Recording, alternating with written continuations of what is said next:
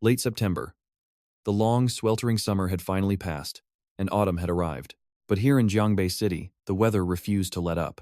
Daytime temperatures still hovered above 30 degrees Celsius. At night, however, it would plummet, turning so cold it made people shiver. Almost everyone was complaining about this damn weather. In an inconspicuous rented room in the south of the city, the air conditioner hummed incessantly, creating an annoying, noisy drone. Beneath the AC was a small room of about 15 square meters. The living room and bedroom were crammed into the same space, with the bathroom and kitchen right next to each other. Though small, everything was neatly arranged. I, Jiang Lushi, with a somewhat skinny build, was sitting on the bunk bed, staring intently at the TV in front of me. On the screen was the national midday news broadcast. A week ago, I had never used this TV for anything other than watching football, let alone sitting down for the midday news. But things were different now. Not only was I breaking my routine by sitting in front of the screen, but I was also focusing all my attention on the clock. Because at exactly 12:45 and 51 seconds p.m. today, this news program would broadcast an extremely important piece of news. Next up, international news. An international team of scientists has just held a press conference, announcing the discovery of a giant megavirus in the permafrost of the Russian Far East Siberia. This is the fourth giant megavirus known to humanity. Previously, scientists had also discovered another giant virus in this region. The new virus was discovered a year ago, but it has only recently been officially announced. Currently, scientists are still studying it and have not yet determined whether it can infect humans or animals. Some experts believe that as long as the permafrost does not melt, there is no need to worry too much about the existence of this virus. This is the news. I sprang up from the bed and looked down at my phone to check the time. It was exactly 12:45, not a single second off. Right again. This was the third time. I stared blankly at the TV screen, but my mind was no longer on the news. I already knew the contents of this broadcast. I even knew the exact moment it would be announced right now. This was a live press conference. There was absolutely no possibility of a leak. Even if the media and reporters knew a day in advance that there would be a press conference, they couldn't possibly know the specific details. Yet, I knew beforehand. Not just this news, but a series of sudden international events over the past week. I knew about all of them before they even happened. It wasn't because I suddenly gained the ability to predict the future. It was because, a week ago, something called a starseed appeared in my mind. The moment I discovered it, I received a certain amount of information, including news of events that hadn't happened yet. The most important piece of information was that the news about this giant megavirus would be made public today. Because once this news was confirmed, it meant that another event I learned from the starseed would also become reality. The outbreak of the virus. The impending apocalypse. The previous news only revolved around certain heads of state being absent from major events, international conferences being cancelled, or sudden suspensions of diplomatic tours. These things weren't enough to catch the public's attention, but I knew very well that many countries had already grasped the severity of the outbreak and were secretly preparing to evacuate. The virus spread at a terrifying speed. There was no measure capable of controlling it. If made public too early, it would only cause mass panic and societal collapse. Therefore, everyone was still living their normal lives, completely unaware that certain important figures had already quietly disappeared. This press conference about the virus was the last bit of mercy the highest echelons showed the public so that, at the very least, they wouldn't die in total ignorance. 10 days from now, at exactly 2 p.m., the disaster would suddenly descend upon these ordinary people. People who, just like me, were sitting in front of their TVs watching the news, completely oblivious to what was coming. Many people would just scroll through Weibo, read the news, let out a few gasps of surprise, and casually share it. I had no intention of posting anything to reveal the truth. Ever since the Mayan prophecies spread, doomsday theories had become so prevalent, with books and movies on the subject flooding everywhere, that the public was completely immune to them. My post wouldn't attract anyone's attention. The only thing I'd get in return was unnecessary trouble. I didn't want to do something useless and bring trouble upon myself. Even I myself couldn't believe it immediately when I first received this information. The world around me was still so normal. How could anyone believe the apocalypse was coming? But now, with everything confirmed, I understood perfectly well. I only had exactly 1 week left to prepare. I started by ordering a massive amount of food and daily necessities, from rice, cooking oil, and high-energy compressed biscuits, to drinking water and emergency medicine. Everything was delivered within a day or two, saving me a lot of time. Besides that, I also bought thick jackets, durable lightweight ropes, and disposable underwear. I even found a local seller to buy a dagger, just in case of an emergency. Although I had never believed in the apocalypse before, out of curiosity, I had still browsed the internet, reading all sorts of related articles and making a list of items to prepare. I never expected that those articles I once considered useless would now prove so effective, helping me prepare everything systematically and neatly. After completing the basic preparations, I moved on to the most important part. The starseed's function didn't just stop at letting me know about the apocalypse in advance. More importantly, it could also help an ordinary person like me gain the ability to protect myself in the upcoming era of chaos. The core ability of the starseed was to upgrade and modify machinery. But to do that, it needed specific materials and a target. The first thing I thought of was transportation, specifically a vehicle. Given the current situation, this was the most practical choice, with the lowest modification difficulty. Among all types of vehicles, sedans were immediately crossed off my list. They were too fragile, practically worthless when the world plunged into chaos. According to Doomsday survival guides, the most frequently mentioned vehicles were off-road SUVs. But I wasn't very interested in them either, because the interior space was too cramped. Subjectively, my favorites were those massive, ultra-long, heavy trucks. The kind that looked like a train running on the highway, with wheels as tall as a person. Unfortunately, those trucks were too rare. I could only dream about them. After searching the internet over and over, I finally narrowed it down to two options: a container truck or a minibus. Because I highly valued interior space, I decided to go with a minibus, a vehicle with a significantly more spacious cabin. But reality quickly poured a bucket of cold water on me. A minibus cost tens of thousands of yuan, and I absolutely couldn't afford it. After buying all the necessities, my bank account balance was less than 1,000 yuan. Calling me poor wouldn't even begin to describe it. If I had a house to sell, I would have sold it long ago, even at a cheap price. But that house had already been sold when I was in middle school. Back then, my parents passed away suddenly. To maintain living and education expenses for me and my younger sister, selling the house was the only option. Since then, my sister and I could only live in rented apartments. The money in my bank account was mostly what was left from selling the house. I had been spending it gradually until now, and after this shopping spree, it was almost completely wiped out. Even if I sold my TV, computer, and other electronics, I'd only get a few thousand yuan. It still wouldn't be nearly enough. As for robbing or stealing, as an ordinary college student, I estimated my chances of success to be less than 10%. And even if I succeeded, the probability of getting caught would be over 80%. I had no intention of buying a vehicle. Instead, I considered renting one. But even renting a vehicle required a significant amount of money. I had checked the prices online beforehand. A regular minibus would cost over 1,000 yuan a day. Renting it for 10 days would be nearly 15,000. Not to mention, I still had to buy a lot of materials and metals for the modifications. This sum of money really gave me a headache. The apocalypse would hit next Tuesday. Time was running out. Lying on my bed, I took several deep breaths, but I still felt a deep sense of unease. As an ordinary college student facing an imminent life or death trial, telling me to stay completely calm was obviously impossible. After thinking for a moment, I opened QQ and found an ID in my dorm group named Li Jun. Seeing his icon lit up, I immediately messaged, "Li Jun, you there?" Very quickly, a beep sounded. A reply popped up in the chat box. "Did you see my new status?" Only then did I notice the words iPhone 12 online under his ID. It was no surprise that Li Jun was showing off his online status so smugly. The iPhone 12 was a new model released just this month. It was extremely expensive, and very few people could afford it. The fact that Li Jun got his hands on one so early was enough for him to brag about. This phone cost 7 or 8,000? Bullshit, I muttered to myself. To me, it was an item completely out of reach. To think the apocalypse was coming, and I had never even held a latest model smartphone. Li Jun immediately replied arrogantly, 7 or 8,000. How could you buy the first batch with that? I asked someone to buy it for me, added another 2,000. A 10,000 yuan phone. Just thinking about it made me dizzy. My parents passed away when I was young, and I had to take care of my sister. My life had always been frugal. That recent shopping spree for necessities was the first time I had ever spent money so freely. Realizing Li Jun seemed to have plenty of cash to spare, I quickly typed, "Let's talk business. I have something to ask you. Do you have any plans for next Tuesday?" Next Tuesday? Let me think. Oh, right. I scored a date with a girl I met on WeChat. I'm taking her to a bar. After a few drinks, well, you know the drill. Hearing this just gave me a headache.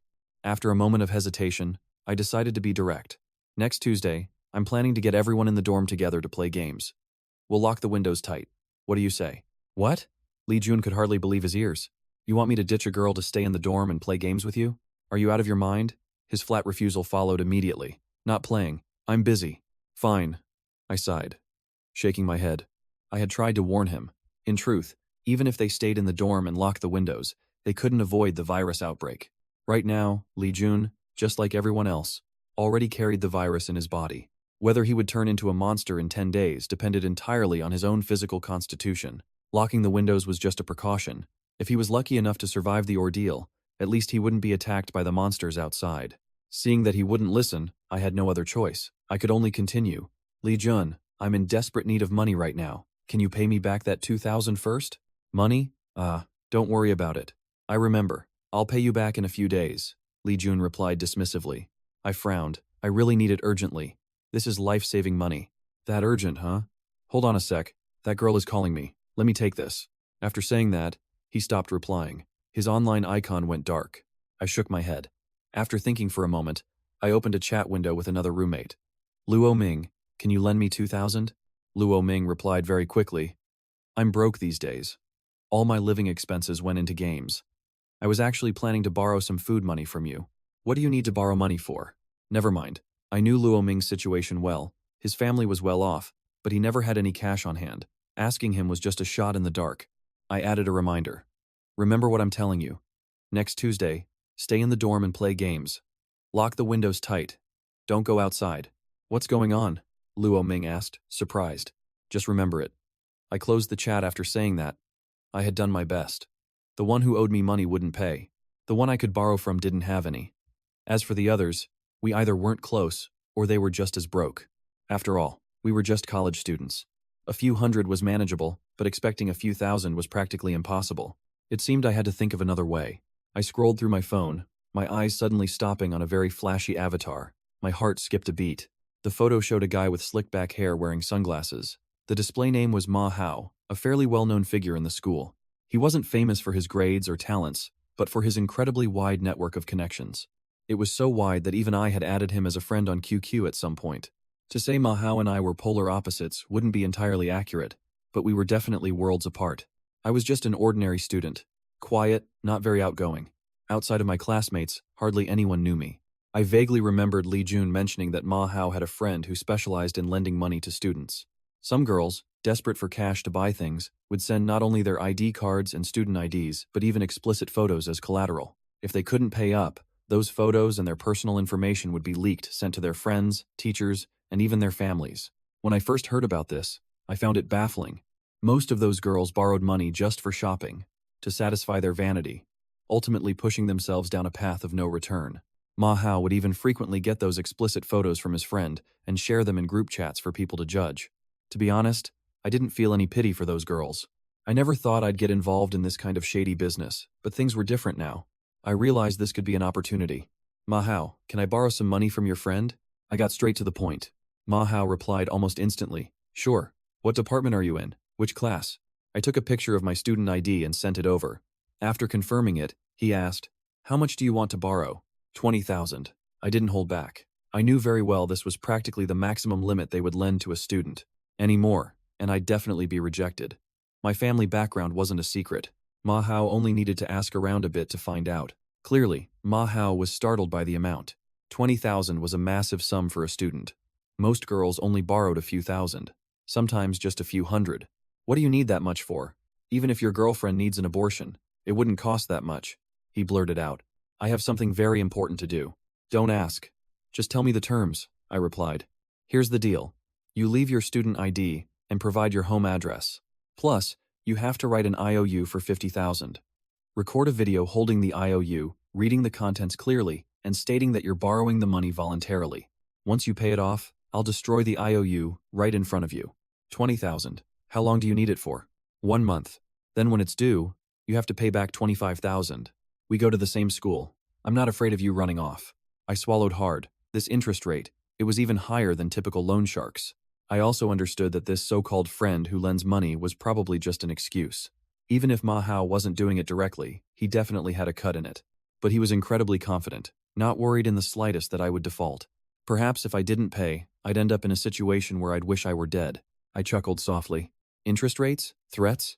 When the apocalypse truly hit, why would I give a damn about someone like Ma Hao? That afternoon, I found a car rental company online, then met up with Ma Hao to complete the loan procedures. As he was looking down to transfer the money, he curiously sized me up. Seriously, what are you borrowing this money for? To do something big. You'll know in a week. Ma Hao fell silent, looking at me with suspicion. He probably thought I was a bit crazy. But the money was transferred, and he didn't care to ask further. No student had ever dared to borrow money from him and not pay it back. With 20,000 in hand, I immediately headed to the car rental company. Minibuses weren't as common as sedans. I had to ask every rental company online before finding one that still had an available vehicle.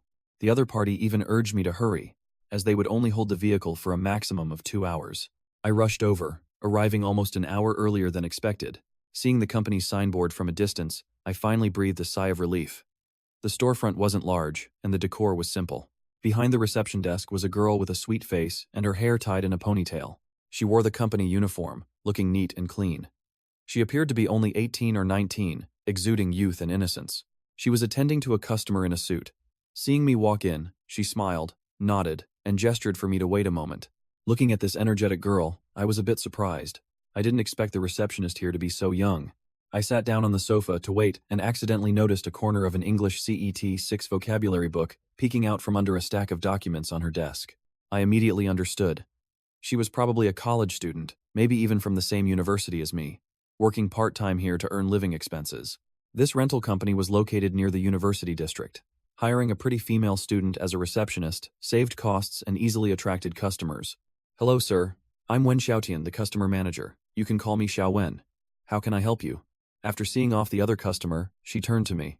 Her youthful appearance combined with her professional tone created a vibe that was both novel and cute. "Hello, I'm the one who booked the minibus online."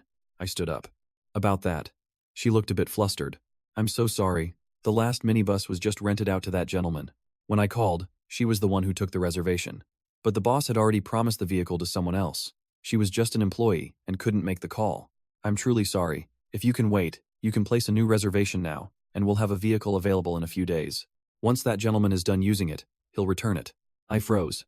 I can't wait that long. And this is the only company that still has a vehicle. After thinking for a moment, I suddenly asked, "Has the vehicle been paid for yet?" "Not yet. We're about to sign the contract," Wen Xiaotian said, looking a bit flustered. The man in the suit shot me a glance, a hint of mockery in his eyes. I was late. That was the truth. "If it hasn't been paid for, then it's fine," I said slowly. "Tell your boss I'll pay an extra 200 a day. I'll rent it for a week, and I'll keep renting it next week. I'll only be driving it within the city, so there won't be much wear and tear." Wen Xiaotian froze. She turned to look at the man, momentarily unsure of how to handle the situation. 300, I added. She hesitated. This wasn't a small amount of money. "According to the rules, I have to call and ask for permission," she said apologetically. "No need to call." The man in the suit spoke up. "Let him rent it." "I'm really sorry, sir. If you need a car this weekend, I'll arrange another one for you." Wen Xiaotian hurriedly apologized. The man looked at me. Seeing that I wasn't even 20 yet, he asked curiously, "Young man, what do you need to rent a car for so long?" "Just to leave it parked," I replied. "Leave it parked?" He shook his head, clearly thinking that young people with money just liked to do whatever they wanted. I didn't care. I quickly signed the contract. The terms were very strict. Even a minor scratch would result in a heavy penalty. I just glanced over it and signed immediately. This vehicle wouldn't just be getting a few simple scratches. "You need to leave your ID card," the receptionist said with a smile. I placed the ID card I had prepared on the desk and took the car keys. Just as I took a few steps out, I turned my head. "Could you help me find a driver? I don't have a driver's license." Sitting in the minibus, I held my phone and called my sister, even though I knew in my heart that this call would probably be like dropping a stone into the ocean. Before the starseed appeared in my mind, along with all that information, my sister had gone deep into the mountains for a field survey, where the phone signal was spotty at best.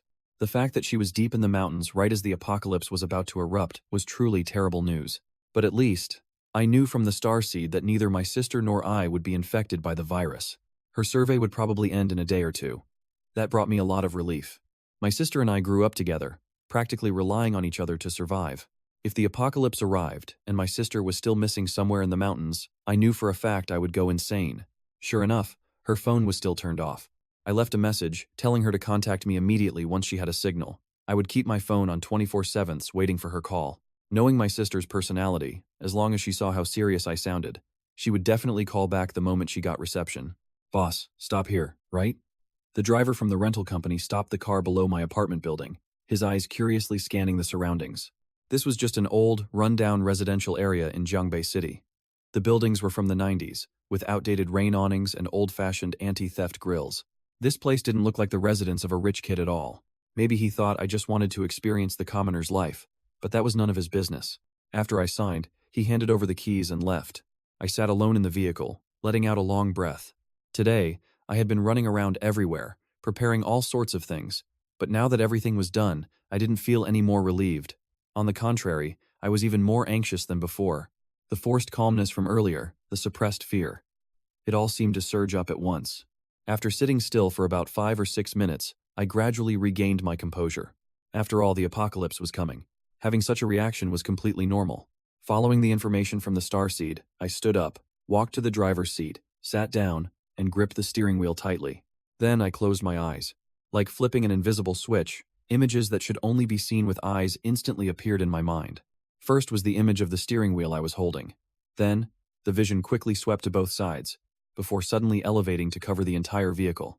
Next, the vehicle's body gradually became transparent, and every internal component appeared clearly.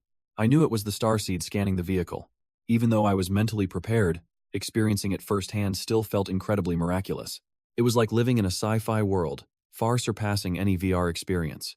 I used to be very interested in VR, but it was too expensive, so I never bought one. I never expected to have an experience far more realistic than that now.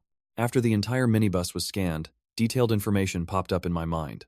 This was a 1-4-seater mid-size passenger bus, 10 years old. Gasoline engine. Maximum speed of 110 kilometers per hour. Engine displacement over 5 liters. Water-cooled.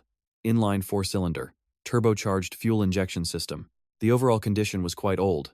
The engine was worn out, and the other parts weren't new either. In short, this was a very ordinary vehicle. It had probably been used for tourist routes before being bought by the rental company. This kind of vehicle would likely have all sorts of issues the moment it started, and clearly, the rental company didn't have much of a conscience. But to me, those problems weren't worth worrying about at all. I spent over $10,000 to get this vehicle. That was already a massive steal. Once the first modification was complete, this vehicle would begin adapting to the apocalyptic environment. The starseed provided many different modification paths. I thought for a moment and chose the mobile base option. This was the most material-intensive option, but also the most practical one. Immediately after, the starseed listed the materials needed to modify the vehicle into a standard mobile base. Just looking at it made me dizzy. 100 kilograms of copper, 100 kilograms of various screws and bolts, 10 kilograms of titanium alloy, 10 square meters of glass, and a whole list of other bizarre materials. Setting aside the rest, just the titanium alloy alone I knew cost around 500 or 600 yuan per kilogram. And those other materials with expensive-sounding names definitely wouldn't be cheap either. This list far exceeded my expectations, both in quantity and cost. Probably because I chose the more complex mobile base option. The remaining money, even combined with selling off my other assets, might not be enough. The streets were full of flyers, advertising instant loans, just need ID. But my student ID was held by Manhwa, and my ID card was at the car rental company. I didn't have any documents left to use as collateral. Thinking about this, I really didn't know what to do. Well, I'll just buy whatever I can first. I picked up my phone. As soon as I unlocked the screen, I noticed 2 missed calls. Checking the time, it must have been while I was driving and didn't hear it. But I didn't recognize this number. Hello? I called back. Jiang Liushi? A girl's voice came from the other end. It was very sweet and gentle. That's me. I saw you called me. Is something wrong? It's Li Yuhan. That name made me freeze. At first, I thought it was a work call, maybe from the rental company or some store. I didn't expect it to be an acquaintance, and a very popular girl at that. I wasn't the type to get flustered when talking to girls on the phone. I just found it strange. Li Yuhan and I were never close. Why would she call me? But strictly speaking, it wasn't like we had absolutely no connection.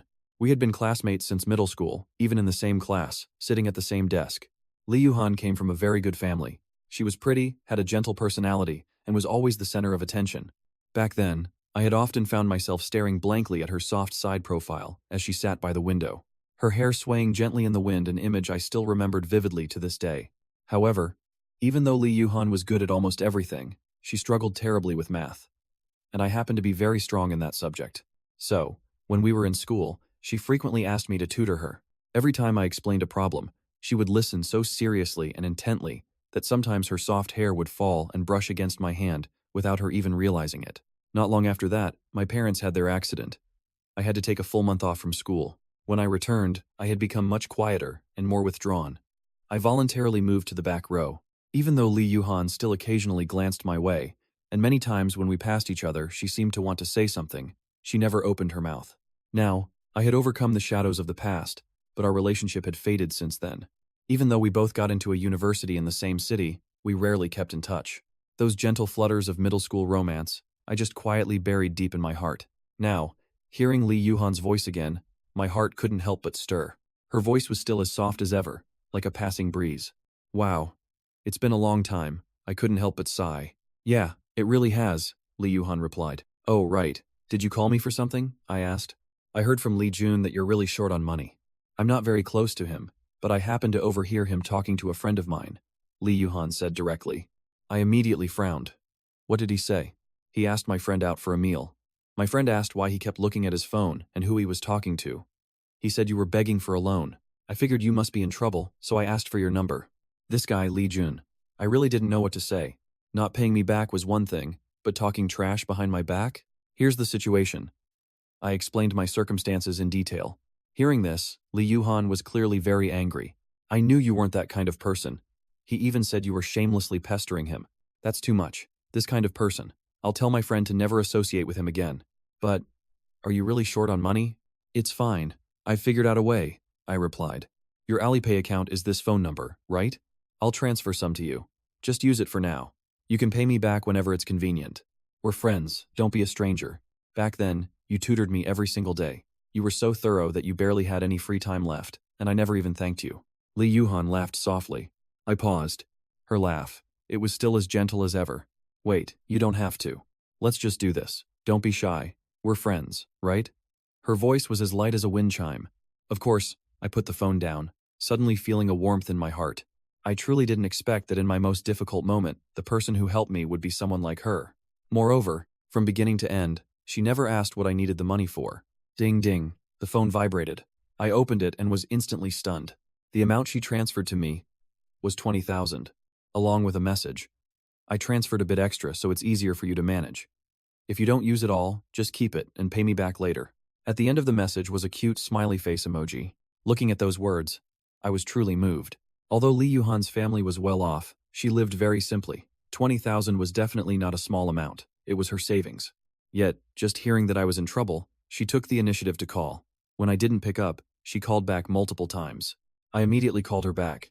When she answered, her voice sounded a bit anxious. Why are you calling back? I couldn't help but laugh, feeling both touched and amused. Don't worry, I'm not calling to return the money. Oh, that's good. She sighed in relief, then quickly added, but you don't need to thank me either. If you're thanking me, then I should be thanking you for helping me study back then. Without you, how could I have gotten into Jiangbei University? It was nothing. I scratched my head, feeling a bit embarrassed. Then I cleared my throat and spoke seriously. Yuhan, give me your home address. Home address? Are you planning to come over and pay me back in person? She asked with a laugh. Don't ask why, just give it to me. Don't worry, I'm not going to do anything bad, I joked intentionally. All right, my home address is, go ahead. I'm writing it down. I put her on speaker and typed the address into my notes. You're actually writing it down? Now I'm starting to get worried. Are you really planning to come to my house? But if you do, I'd be very happy. Her voice carried a hint of shyness. I knew this request was a bit abrupt, but I had no other choice.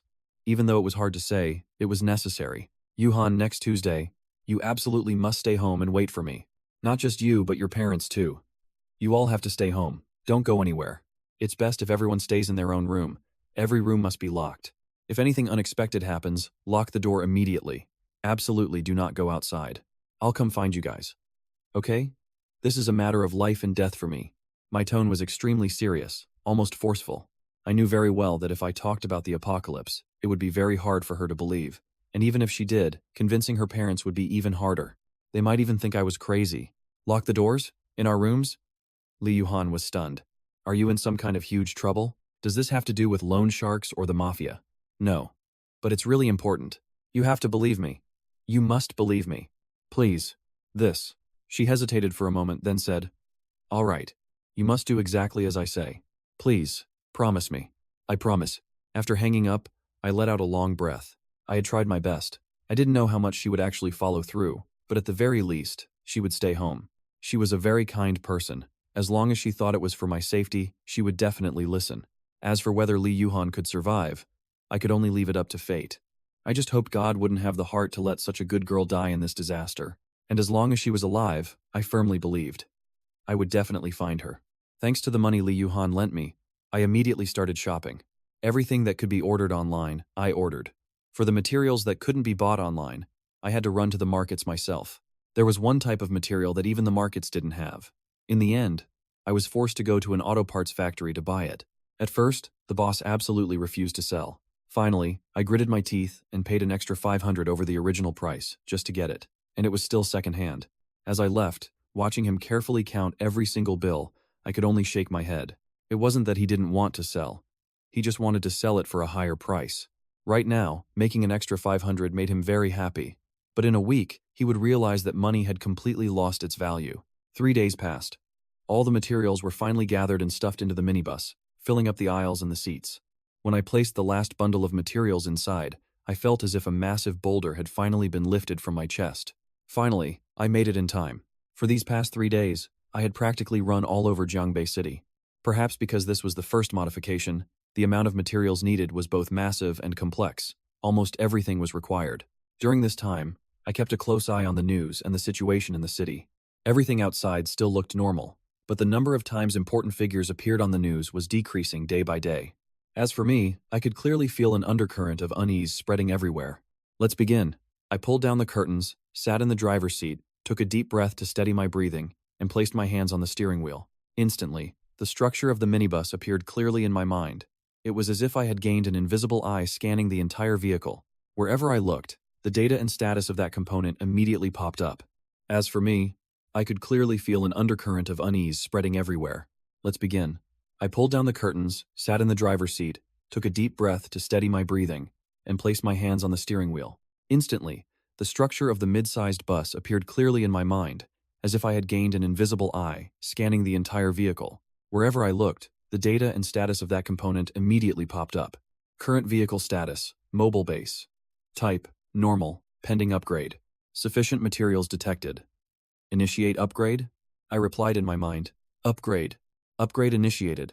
Estimated completion time. 72 hours. Countdown starts now. During the upgrade period, the vehicle cannot be moved. Upgrade contents include. I just felt the steering wheel tremble slightly in my hands, as if a strange power had just awakened. The upgrade time was too long. I couldn't just sit in the car and monitor it forever. I observed curiously for a while, noticing that every now and then, a piece of material would inexplicably disappear. Other than that, there was nothing unusual. After that, I stepped off the bus. Standing outside and looking at it, the bus remained exactly the same with no visible changes. Only then did I feel reassured enough to head back into the house. As soon as I opened the door, I saw that the house was almost entirely filled with various materials, all delivered over the past 3 days. The delivery guys had looked at me with eyes full of suspicion, but I didn't care. No matter how weird they thought it was, they could never guess what I was preparing for. For the past 3 days, I hadn't gone to school either. The apocalypse was coming. What was the point of going to class? Once the bus upgrade started, I didn't just sit idle. I continuously called my sister while looking up all sorts of survival knowledge online, from wilderness survival to basic first aid skills, common medications, and thoroughly studying the map of the surrounding area. I even downloaded a nationwide map onto my tablet, ensuring I could use it even without an internet connection. This map was so detailed that it marked almost everything, from small shops and large factories to national highways and remote village roads. I had to spend over 100,000 to buy it, because free apps simply didn't have this level of detail. I didn't know how well I could prepare, but anything I found useful and anything I could think of, I tried my best to get ready. By now, my money was almost completely gone, and the preparations were mostly finished. Ring, ring, ring. My phone suddenly rang. I quickly glanced at the screen, and a look of joy instantly washed over my face. I had called my sister countless times, but her phone was always turned off. Finally, she was calling back. Hello? Hello? Bro, what's the emergency? I just got off the bus. Let me tell you, this field trip was so much fun. We even visited a village with a cave burial custom. Jiang Xiaoying, stop talking. Listen to me first, I interrupted, my voice louder than usual. Perhaps sensing the seriousness in my tone, my sister immediately stopped and replied softly, go ahead. I took a deep breath, forcing myself to calm down. Panicking would only make her scared too. Xiaoying, where are you right now? I'm at school. I just separated from the teachers and classmates from the field trip, and I'm heading back to the dorm. My phone died. I charged it on the bus, and when I turned it on, I saw your messages. Although Jiang Zuing was usually quite mischievous, when she realized something was wrong, she spoke very clearly and coherently. Ever since our parents passed away, I had always been the one taking care of her. Even though we bickered a lot, in crucial moments, she always trusted me unconditionally. Don't go back to the dorm right now. Book a flight home immediately, I said. Okay, Wait a sec. A moment later, her voice rang out. Bro, there are no more tickets. What about tomorrow, the day after? If there are no direct flights, book a layover. The route doesn't matter. There's nothing. They're all sold out. My heart sank. I immediately opened the ticketing website, searching from one city to another. The more I searched, the heavier my heart became. All flights for the next 3 days were completely sold out. The only available flights were after the apocalypse. This was absolutely no coincidence. Bro, how about I buy a ticket for 3 days from now? Zhuing asked. By then, it won't mean anything anymore. She seemed confused but didn't ask further. A moment later, she spoke again. What about the train? I'll book a train ticket. I typed a few more keys, my voice dropping significantly. No need. Train tickets are gone too. Every single train ticket for the next 3 days is completely sold out. Not a single seat left. Bro, let me go to the bus station and ask, or maybe rent a private car. No need. I immediately cut her off. Even if the traffic is clear, traveling by road will take more than 2 days. With the current situation, traffic jams are a certainty. If she gets stuck halfway, she won't have any chance of survival. Don't bother, I emphasized. Zhuing clearly sensed the anomaly, and her voice grew anxious. Xiaoying, listen to me very carefully right now, I said slowly but firmly. Do not go back to your dorm. Find a place with few people and good security. A hotel, an apartment, or a guest house will do. Then, buy as much drinking water as possible.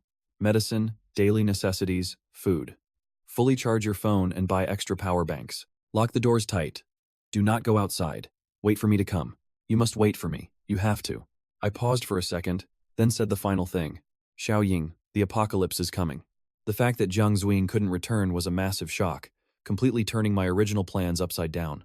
Previously, I had planned that once the bus upgrade was complete, I would drive it, carrying a large amount of supplies, and take Jiang Zuing and Li Yuxin's family out of Jiangbei City, heading straight to a resort over 100 miles away. It was a place I had visited once. It was sparsely populated but fully equipped with facilities, and there were no residential areas nearby. As long as we temporarily settled there, I could slowly observe the situation before deciding on the next step. Even though I knew the apocalypse was coming, I still didn't know what the world would turn into afterward. I could only adapt flexibly based on the actual situation. Regardless, with this mid-sized bus, our chances of survival while on the move would be vastly higher than ordinary people. But now, that plan was clearly ruined. Not only could I not immediately leave the city area, but I was also forced to head to Nanjing, a much more populated and developed city. Furthermore, the situation on the road was completely unknown. I had no idea when I would be able to arrive. Therefore, I could only tell Jiang Zuing to buy as many supplies as possible and absolutely wait for my arrival. If it weren't for the fact that the bus still needed 3 more days to finish its upgrade, I would have wanted to set off immediately. But I understood very well that without this vehicle, I was just an ordinary college student, completely incapable of getting Jiang Zuing out of danger. That night, Jiang Zuing sent me her location. She had rented a teacher's apartment on the 6th floor of a building in a small alley near the school. She even took a picture and sent it over. The 2 rooms were packed with supplies, enough to live on for a whole month. Don't worry. Her message was accompanied by a huge smiley face emoji. I had told Jiang Zuing about the impending apocalypse, but I didn't mention the star seed in my head. It wasn't because I didn't trust her, but because explaining it was too complicated. Plus, there was no need to distract her with such things. What I didn't expect was that Jiang Zuiying actually believed me. Even facing the imminent apocalypse, she maintained her composure, even having the mood to take pictures and use emojis. I knew she was definitely still worried deep down, but this was enough. As long as she listened to me and did as I instructed, it would be fine. Yeah. From today on, don't go outside anymore. Lock the windows and doors tight. Protect yourself well. Except for me, do not open the door for anyone, even if it's someone you know. Once the apocalypse truly begins, there will be no laws or morals strong enough to stop the insane actions of humans. Even if I sound a bit cold-blooded, I have to make this absolutely clear. I've seen too many scenes in doomsday movies where people kill each other just for a pack of biscuits. And even in real-life wars, people are willing to kill each other over a little bit of food. Actually, I'm not a cold-blooded person. Within my capabilities, if I can guarantee my own safety, I will still help others. But right now, I'm not by your side. I can't protect you. So I can only demand that you take absolutely no risks, not even the slightest bit. I know. Seeing my sister obediently listen, I finally felt a bit of relief. As long as Jiang Xiaoying was safe, my next task was figuring out how to get to Nanjing as quickly as possible. 3 days passed very quickly. During this time, signs of instability began appearing on TV news broadcasts. Many reports mentioned traffic issues and the international situation. But for ordinary citizens, these things still weren't enough to draw attention. They continued their daily lives. Going to work, picking up kids, shopping, cooking. I stayed home, occasionally going out to observe the situation. During this time, Li Jun and Luo Ming also sent me a few messages. I didn't even bother reading Li Jun's messages. As for Luo Ming, he texted, "Buddy, are you okay? Did you borrow money to elope with some girl? If you don't come back to school soon, I think you're going to be in big trouble. Remember, don't go out on Tuesday. Just stay in the dorm, lock the doors tight, and play games." I repeated it one more time, not sure if he would actually listen. Why does it have to be Tuesday? Yeah, tomorrow is Tuesday. I took a deep breath. That's right, tomorrow was the day. That night, even I didn't know when I finally fell asleep. Before sleeping, I hired 2 porters to help move all the supplies onto the minibus. Then I sent a mass text to everyone in my contacts, especially reminding Li Yuhan and Jiang Xiaoying again. In a state of tension and anxiety, I leaned against the pile of materials next to the minibus and gradually drifted off to sleep. Beep, beep, beep, the sound rang out, but I didn't wake up because of an alarm clock, nor was it a siren. It was a strange sound echoing in my mind from the starseed. I immediately snapped my head up and rushed straight to the minibus door. From the outside, the vehicle looked no different than before, but the moment my hand touched the door handle, a flood of information regarding the vehicle appeared in my mind. A slight electric current brushed past my fingertips, accompanied by a soft click. The vehicle door opened automatically. It turned out the door had been equipped with an anti-theft sensor system. Only I could open it. Stepping inside, I was so stunned my jaw dropped. I was completely speechless. The interior space had completely transformed. All the materials from before had vanished cleanly. The old rows of seats were now replaced by 2 armchair-like sofas. Next to them were a table and a shelf. The cabin was divided into several areas, each separated by high-end sliding doors. I opened each door one by one. A small but fully equipped bathroom. A neat kitchen.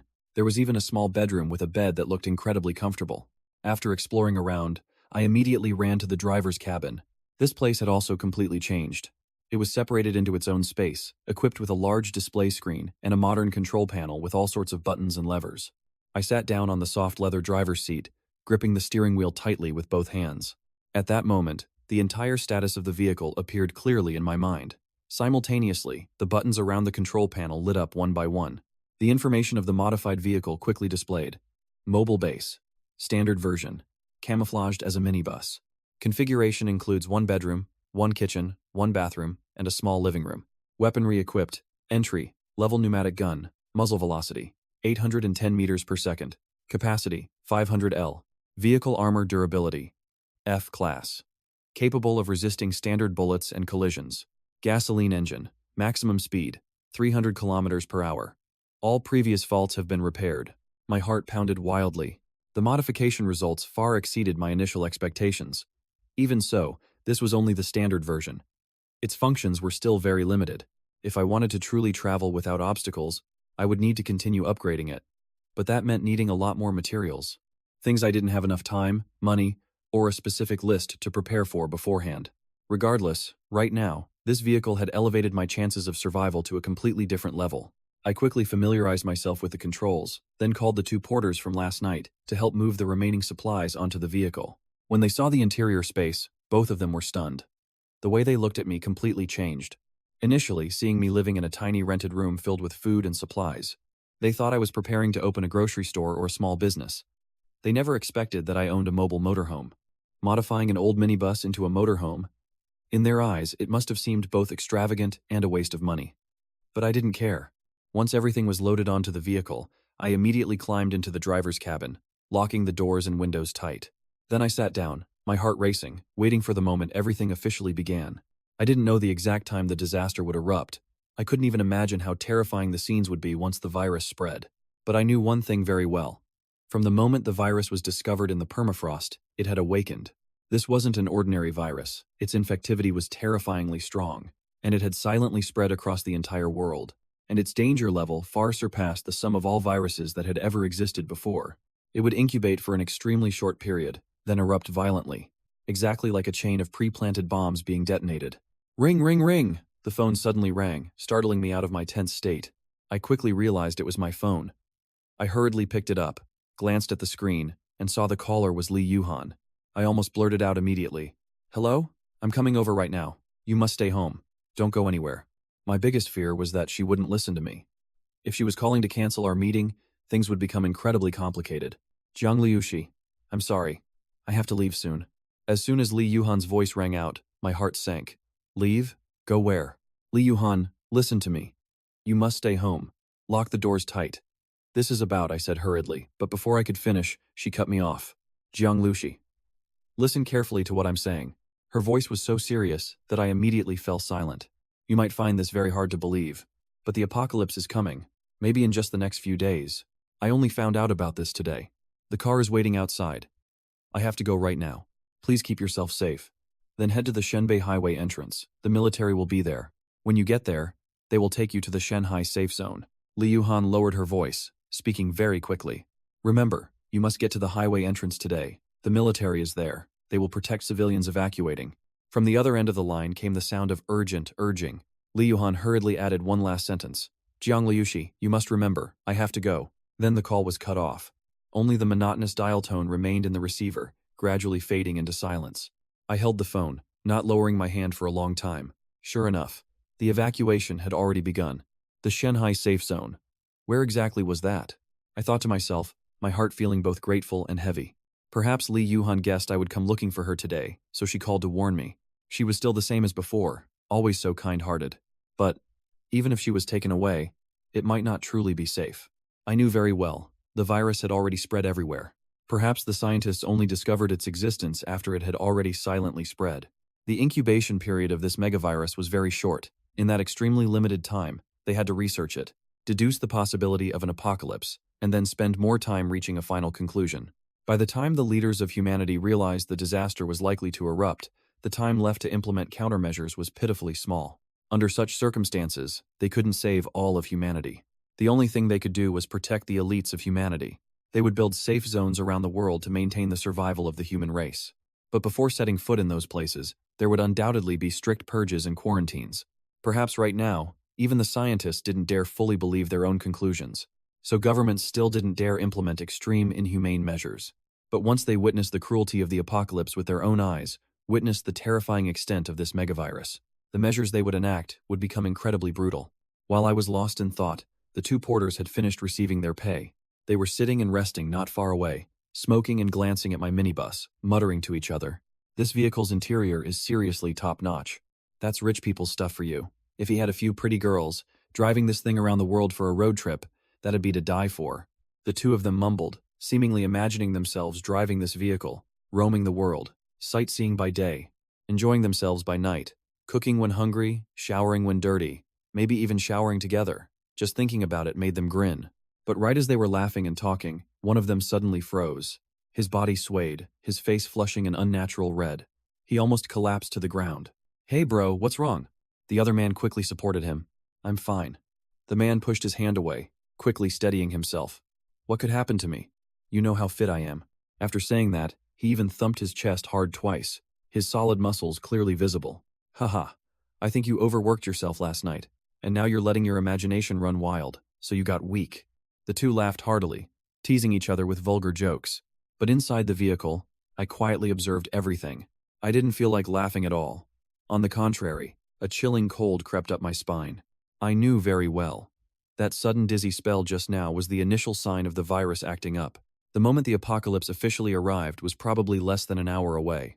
The porter continued to laugh and joke as if nothing had happened, while my eyes gradually turned cold. I couldn't do anything. Telling me to run him over with the vehicle? I couldn't do it. Moreover, if I actually did that, it would instantly cause chaos. While I couldn't pinpoint the exact moment the disaster would erupt, doing that would only put me in an extremely dangerous situation. Let alone me, even the government was helpless. In the short 1 to 2 hours that followed, a massive catastrophe would undoubtedly explode across the world. The two porters seemed to have nothing else to do, so they sat under the shade of a tree, smoking. I glanced at my watch. It was 1:20 p.m. I was waiting, quietly waiting. When the apocalypse truly began, everyone on the globe would undergo an extreme immune response, including me, because we were all already infected with the virus. The only difference was, after this response, some people would develop immunity to the virus, while others would turn into monsters. Time ticked by. I gripped the steering wheel tightly, cold sweat beginning to seep from my palms. I kept checking my watch. 2 p.m., then 2:30 p.m., 2:40 p.m. Gradually, perhaps because I was focusing too hard, I saw the watch hands start to blur, getting worse and worse until it looked like multiple watch faces were overlapping before my eyes. I was startled. A massive wave of dizziness hit me. A sharp pain pierced my head. I seemed to have slammed hard into the steering wheel. Immediately after, an agonizing headache washed over me like a tidal wave. It's here. It had finally arrived. The virus had erupted. I knew I would survive this outbreak, but the pain was still so intense I almost passed out. At the same time, all over the world, countless people were experiencing the exact same thing. Headaches, hallucinations, convulsions, nosebleeds, fainting. Everyone's reactions varied, but no one escaped the agony, especially those who couldn't resist the virus and began to mutate. Their pain seeped deep into their bones. Many people screamed in despair, and those screams no longer sounded human. They sounded like the roars of wild beasts. Crash, bang! On the highways, massive pileups occurred. Hundreds, thousands of cars crashed into each other.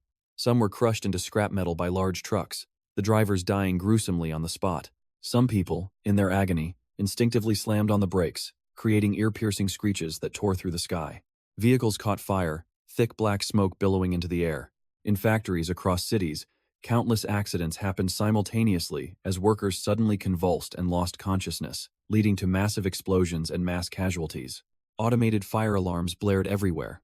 Accident after accident, countless dead. As for me, I had fallen into a stupor. I could vaguely hear chaotic sounds, but I couldn't distinguish what they were at all. Hallucinations continuously flashed through my mind. I seemed to see myself returning to my childhood, when my parents were still alive. The whole family gathered together, a birthday cake my mother had spent a long time preparing sitting in front of us. Then, I even saw myself getting married, living happily with a wife and kids, and that wife bore a resemblance to Lee Yuhan. I was immersed in those hallucinations for an unknown amount of time until I suddenly woke up. I snapped my eyes open, realizing my hair and clothes were drenched in sweat. My hands were still gripping the steering wheel tightly, my knuckles white from exerting force for so long. The windows and doors were securely locked. My entire body felt weak, exhausted to the absolute limit. I panted heavily, looking out the window, and in that moment, an intense wave of fear surged in my heart. Outside the vehicle, the weather had completely changed. A thick fog covered everything, as if the whole world had been submerged in a grayish haze. The buildings and roads had all become blurry. The sky was darkening. The air was suffocatingly heavy. From afar, chaotic sirens wailed, piercing my eardrums, making me extremely uncomfortable. I looked down at my watch. 3:50 p.m. It was still light out. I had only been unconscious for a little over an hour, but it felt like a lifetime had passed. Now I knew for sure. This damn apocalypse had finally arrived. From today onward, I could only drive this vehicle, fleeing to survive. Taking a deep breath, I started the engine and set off. The starseed had fully integrated with the mobile base. As long as a thought crossed my mind, all information related to the vehicle instantly appeared clearly in my head. When my eyes swept over the control panel, user manuals automatically popped up next to every button and lever. Start up. Accelerate. Use weapons. RAM. My driving skills were actually very average, mostly just theoretical knowledge I had looked up myself. My practical experience consisted of exactly one time trying it out of curiosity. I had planned to get a driver's license, but the tuition was too expensive, so I never formally learned. Driving a sedan was one thing, but a minibus was a completely different story. The difficulty gap was obvious. Fortunately, the Starseed didn't just provide operational manuals. It also continuously gave reminders and warnings while I drove. Thanks to that support, even though my head was still a bit groggy from the virus outbreak, I slowly drove the mobile base out of the empty lot. Surrounded by a thick gray fog, the road ahead and to the sides was almost impossible to see clearly. I endured the dull ache in my head, squinting to carefully observe the path ahead. Just as I was about to merge onto the main road, a dark shadow suddenly lunged out from the side, slamming hard into the driver's side door with a heavy thud. I jerked my head around, my heart almost stopping in that instant. A face was pressed flat against the window. Two hands frantically clawed at the glass in the vehicle's body, as if wanting to tear everything apart to get inside. Half of that face was covered in blood. The mouth and teeth were stained crimson. What made my scalp tingle was that this face was very familiar. It was the porter who had fainted earlier. Witnessing a living person turn into a monster right before my eyes. Even though I was mentally prepared, I still felt a chill run down my spine. Moreover, this monster was nothing like the slow-moving zombies in movies. He lunged out incredibly suddenly. His movements were agile. His nails scratching against the door produced a grating sound. The rapid, heavy thuds showed his strength was not small. His bloodshot eyes stared wide, unblinking, fixated on me inside the vehicle. A hoarse growl emanated from his throat. Before I could fully recover my wits, several more figures appeared from the misty fog behind him. I instantly snapped back to reality and slammed on the gas. Carried by the momentum, the porter was thrown off, while my mobile base charged straight onto the main road. The scene before me made my blood run cold. Screams and cries for help echoed everywhere. The living fled in panic, while the zombies chased them relentlessly. Just as I merged onto the main road, a man ran straight toward my vehicle, his eyes filled with despair. The moment he saw the minibus and me in the driver's seat, he screamed, "Save me!" But just as his hand reached out, a figure in a suit suddenly lunged from behind a nearby car, tackling him to the ground. A piercing scream rang out. Blood splattered everywhere. The man in the suit looked up, revealing a twisted, ferocious face and bloodshot eyes. In the blink of an eye, over a dozen zombies swarmed over, completely engulfing the fallen man. Only a single arm remained raised, thrashing in despair. But less than a second later, the cries for help vanished completely. Blood pooled across the street. Scenes like this were playing out everywhere. This was the first time I had witnessed someone being torn apart right before my eyes. The zombie that had just killed the man quickly noticed my vehicle and immediately lunged toward it. I didn't hesitate. I slammed the gas, ramming it away, and continued barreling forward. On the road, cars had crashed into a chaotic mess. Many sections were severely congested. But with the sturdy armor of the mobile base, the cars parked diagonally blocking the way were directly plowed through, shoved aside to clear a path. Many zombies were attracted by my vehicle and continuously lunged at it, but I used sudden acceleration and sharp turns to shake them off. These monsters were indeed incredibly strong. Whether they were children, women, or the elderly when alive, once mutated, they became extremely ferocious.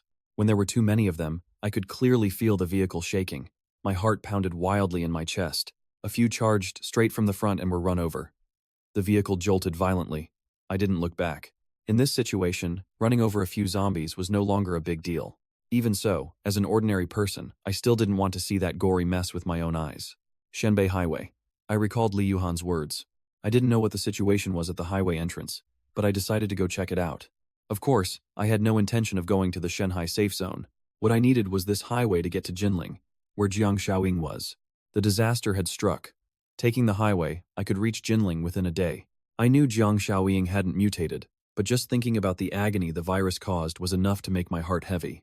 After witnessing the horror of the zombies firsthand, my anxiety only grew stronger. Even though I had prepared thoroughly for her and knew my sister's careful nature, I still couldn't stop worrying, because she was the only family I had left to rely on. The closer I got to the Shenbei Highway entrance, the more survivors there were.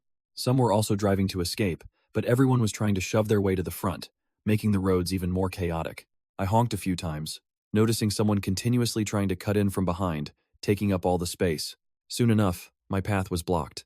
A car pulled up ahead, rolling down its window just a crack. A highly agitated face pressed against the gap, cursing right at me. "You idiot, driving this massive thing and blocking the road." After cursing, he slammed the gas and surged forward. Immediately after, the cars behind honked incessantly. People stuck their heads out, hurling insults. "Is the guy in front crazy? Get out of the way." "Yeah. What's the point of driving that thing now? If you want to die, go die alone." These cars seemed to belong to the same group, as they all bore the same logo and the words XX Company. I guess they were vehicles from some corporation. Seeing them not only desperately cutting in line but also cursing more and more viciously, my anger flared up. Everyone was trying to survive. What gave you the right to trample over others to escape first? My vehicle was big, sure, but I was waiting in line properly. I stepped on the gas. Just as that car tried to cut in front of me again, a dry crunch echoed out. The entire car shook violently, then was shoved aside by my mobile base, while I continued moving forward without hesitation. The driver of that car was initially stunned, then furious, but very quickly, he was completely dumbfounded. He stared wide-eyed as my minibus, like a burly strongman, forcefully and unreasonably, plowed straight through the chaotic traffic, forcing the smaller cars that had cut in earlier to scatter to the sides. "Damn it," the driver cursed, feeling both scared and angry. He just felt that the guy driving the minibus was a complete lunatic. His luck was too good to be able to push through such a chaotic jam. His speed wasn't fast, and the vehicle was just an old minibus. Yet he still didn't get stuck in the traffic. In this situation, once you got stuck, there were only two choices: abandon the car and run, or wait to die. No matter how angry they were, the other cars couldn't do anything about it. Their mouths kept cursing, but in the end, they had to obediently line up behind my minibus. Right at that moment, piercing screams erupted from behind. I immediately turned on the rearview camera. The screen next to the control panel displayed a scene that made my scalp tingle. Hundreds of zombies appeared all at once. They crawled between the cars, even climbing straight over the roofs. These monsters poured out from the end of the street, emitting low, guttural growls. Their limbs and bodies were covered in blood, their mouths stained crimson. They sprinted madly in this direction. Their speed was already incredibly fast, and when they encountered cars, they didn't dodge but directly used all four limbs to scramble over them. Those near them were tackled to the ground the moment they turned around. Agonizing screams echoed everywhere. Some people only managed to run a few steps before the zombies pounced from behind, pinning them to the pavement. I watched with my own eyes as two people fled. When they heard the screams behind them getting closer, one of them suddenly showed a ruthless expression and shoved the other to the ground. The person who was pushed let out a tragic scream, but before he could even stand up, the zombies swarmed over him. My mind went numb. This was an absolute, one-sided slaughter. These zombies, whether in speed, strength, or agility, far surpassed ordinary humans. Hurry, hurry! The cars that had been cutting in line earlier were now honking frantically. Seeing the zombies closing in, the fear in their hearts exploded. My vehicle was still moving forward, but there were too many cars ahead. Even though the traffic hadn't completely stopped, it couldn't speed up. In an instant, screams and car horns blended into a chaotic symphony. Behind us, the fleeing crowd grew increasingly frantic. Some even shoved those in front of them to secure a path to survival. Right then, I caught a glimpse of the sedan that had tried to cut me off earlier. Two girls were running alongside the car, frantically banging on the rear door. "Please, open the door and let us in. Save us, please." These two girls were terrified to the extreme. They had probably begged many other cars for help, but not a single one stopped. The zombies behind them were closing in fast. With the stamina of ordinary girls, they absolutely couldn't outrun them. If they couldn't get into a car, they would be torn apart in 2 or 3 minutes. I looked at the distance between the zombies and the car. If he just slowed down a bit and opened the door for them, there would be absolutely no problem. But the car in front not only didn't stop, it sped up. The two girls could only run after it with all their might, shouting as they ran, "Driver, please open the door. You don't even need to slow down." But the doors were locked tight. They couldn't open them.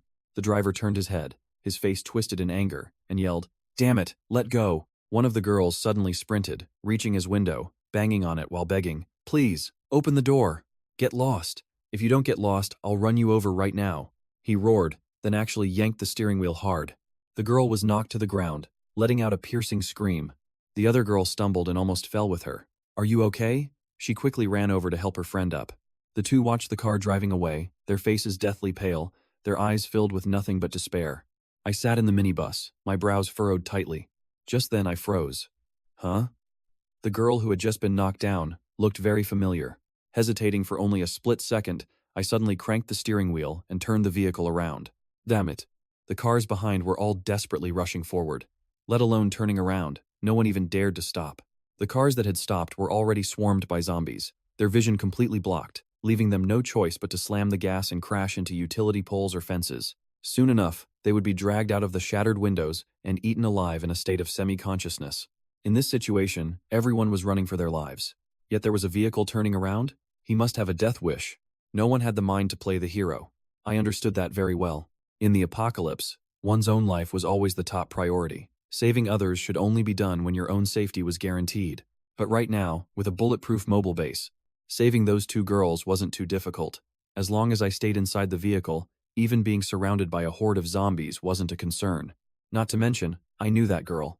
Even if we weren't close.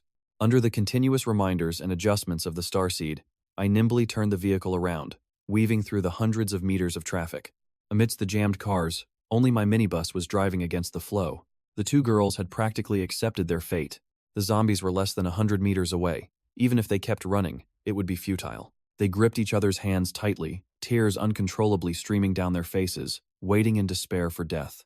Right at that moment, they saw a minibus charging straight toward them. Among the sea of fleeing cars, this vehicle driving against the flow was glaringly obvious.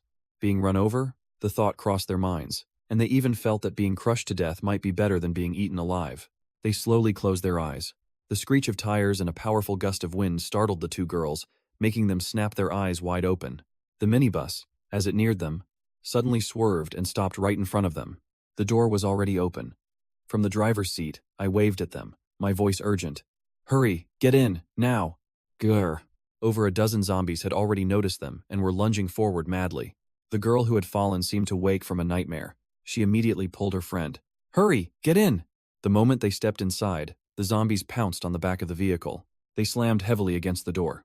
The two girls collapsed onto the steps. Turning their heads, they saw ferocious faces pressed against the glass, fangs bared, growling. Blood-soaked hands clawed and pounded violently against the door. Before they could even catch their breath, their hearts pounded wildly, as if trying to leap out of their chests. Saved. The two girls felt as if they had just woken up from a nightmare, as if they had just stepped back from the brink of death. Who could have expected that right at the moment they thought they were dead for sure, a vehicle would suddenly drive against the flow to save them? The girl who had fallen panted heavily, gripping the handrail with one hand. Between gasps, she said, "Thank you. Really, thank you so much." "Don't mention it," I replied briefly. "If it weren't for you, we definitely would have died," the girl said. By now, her breathing had somewhat steadied, and she turned to look at me closely. She had boarded in such a rush that she hadn't gotten a good look at the driver's face, but now, as her eyes met mine, she froze. "We meet again. What a coincidence," I smiled, speaking softly. That girl was the one who had assisted me at the car rental company Wen Xiaotian. "Xiaotian, you know him?" The other girl was immediately surprised. Wen Xiaotian looked at me, a memory flashing in her mind, and then it clicked. "You're the customer who rented the minibus, Mr. Jiang." At the time, I had left quite an impression on her. I came to rent a car but didn't have a driver's license. I even said I was renting it just to leave it parked. Add to that my rather casual way of speaking, and it made sense she recognized me now. It was just that she completely didn't expect that not only did I remember her name, but I also risked turning around in the middle of the apocalypse to save her and her friend. "You still remember me?" "I have a pretty good memory," I told the truth. As long as I exchanged a few words or took a good look at someone, I usually remembered them when we met again. "Thank you." Wen Xiaotian was truly moved. Even if the reason I remembered her was simply because of a good memory, the fact that I turned back to save her was enough to make her grateful for a lifetime. "But I thought you didn't know how to drive?" Wen Xiaotian said as she held onto the handrail and stood up, pulling her friend up with her. When her eyes clearly took in the interior space, she froze instantly. The other girl couldn't help but exclaim, "Oh my god! Which brand's high-end motorhome is this?" The interior before them was so exquisite it looked exactly like a five-star hotel. "It's not any brand," I didn't turn my head, answering directly. "This is the minibus you rented to me, Miss Wen." The other girl immediately turned to look at Wen Xiaotian, but Wen Xiaotian was even more shocked. "My company doesn't have this kind of vehicle." "No way." The other girl was dumbfounded. How could a small rental company have such a luxurious vehicle? "They really don't," Wen Xiaotian muttered. "Mr. Jiang rented it from us, but it was clearly just an ordinary minibus." Saying this, she fell silent, her mouth slightly open, her eyes filled with disbelief. She recalled the moment the vehicle rushed over to save her. It was indeed a minibus. The exterior shape matched perfectly, but aside from the outer shell, this vehicle before her and that old minibus had absolutely nothing else in common. Just as Wen Xiaotian was still bewildered, a heavy thud echoed, and the entire vehicle shook violently. The two girls quickly turned to look outside, instantly chilled to the bone by the sight. Outside the door was a dense horde of zombies. Further away, even more were swarming toward them. Even without seeing clearly, one could imagine the absolute despair outside. The zombies had completely covered the door. Blood-soaked hands and ferocious faces pressed against the glass. Under the continuous crushing weight and pounding, the door creaked and groaned, emitting sounds that made one's hair stand on end. They're going to break in," the other girl stammered, her lips trembling. Wen Xiaotian's face also turned pale. She quickly ran closer to the driver's seat. "Mr. Jiang, drive, hurry." When she saw the control panel filled with modern buttons and levers, she was startled once again. But now was absolutely not the time to care about that. She quickly realized I was stepping on the gas continuously, but the vehicle was moving very slowly. The front was completely blocked by zombies. In just a few seconds, the turned-around vehicle had been completely surrounded. "There are too many zombies," I said. Wen Xiaotian's heart sank, her voice full of guilt.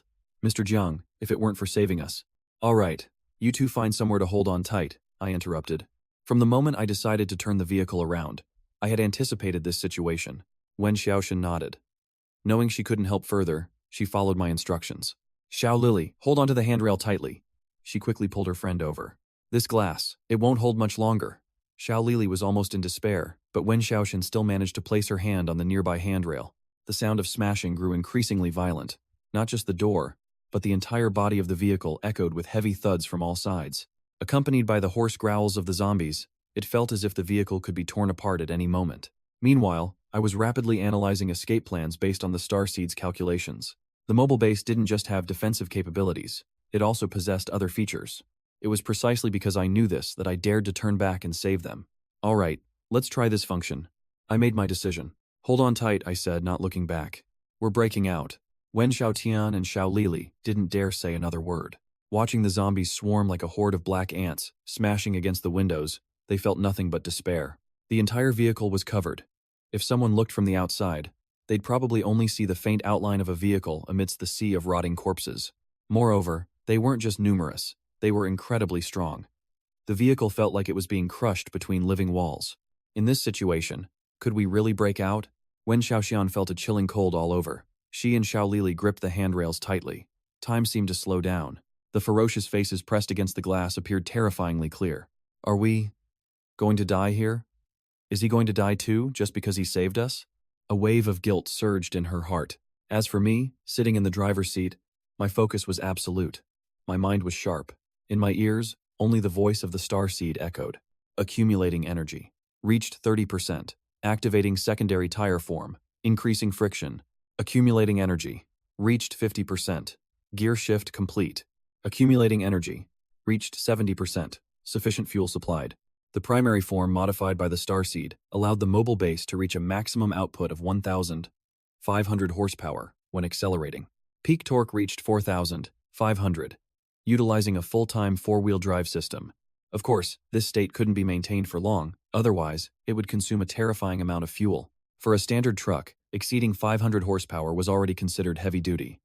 700 horsepower was considered a monster. With this kind of power, plowing through a horde of zombies was no different than a normal car driving through a pile of traffic cones. While my mobile base was accumulating energy, ahead of us, the driver I had knocked away earlier was watching the minibus get completely surrounded by zombies, unable to move an inch. He immediately broke into a gloating smile. Damn it, serves you right. While cursing, he felt lucky that he wasn't as stupid as that kid.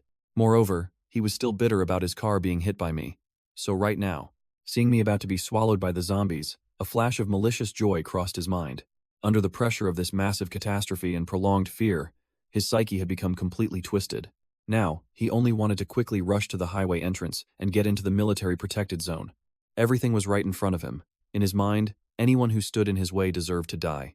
But right at that moment, a massive explosion suddenly echoed, making him jump. Simultaneously, the roar of an engine and the ear-piercing screech of tires spinning wildly made his scalp tingle. The driver turned his head in terror, then instantly froze. He stared wide-eyed at the minibus that had been completely surrounded by dozens of zombies. Almost submerged in the horde of rotting corpses, it suddenly shot out like a frenzied prehistoric monster. The terrifying force sent chunks of zombies flying.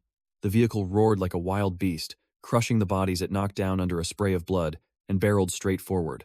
In just a few short seconds, the minibus accelerated to a horrifying speed, charging directly toward his small car. Ah! The driver was scared out of his wits. He screamed in panic and frantically yanked the steering wheel, swerving his car to the side of the road.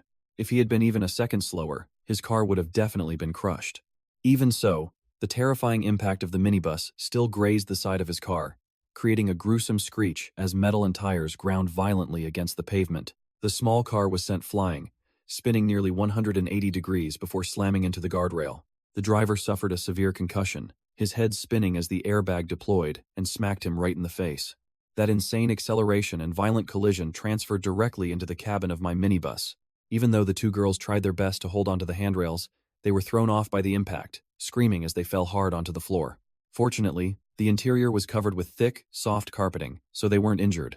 The minibus bucked violently like a mad bull ridden by a cowboy, sending Wen Xiaotian and Xiao Lili tumbling across the carpet, completely unable to stand.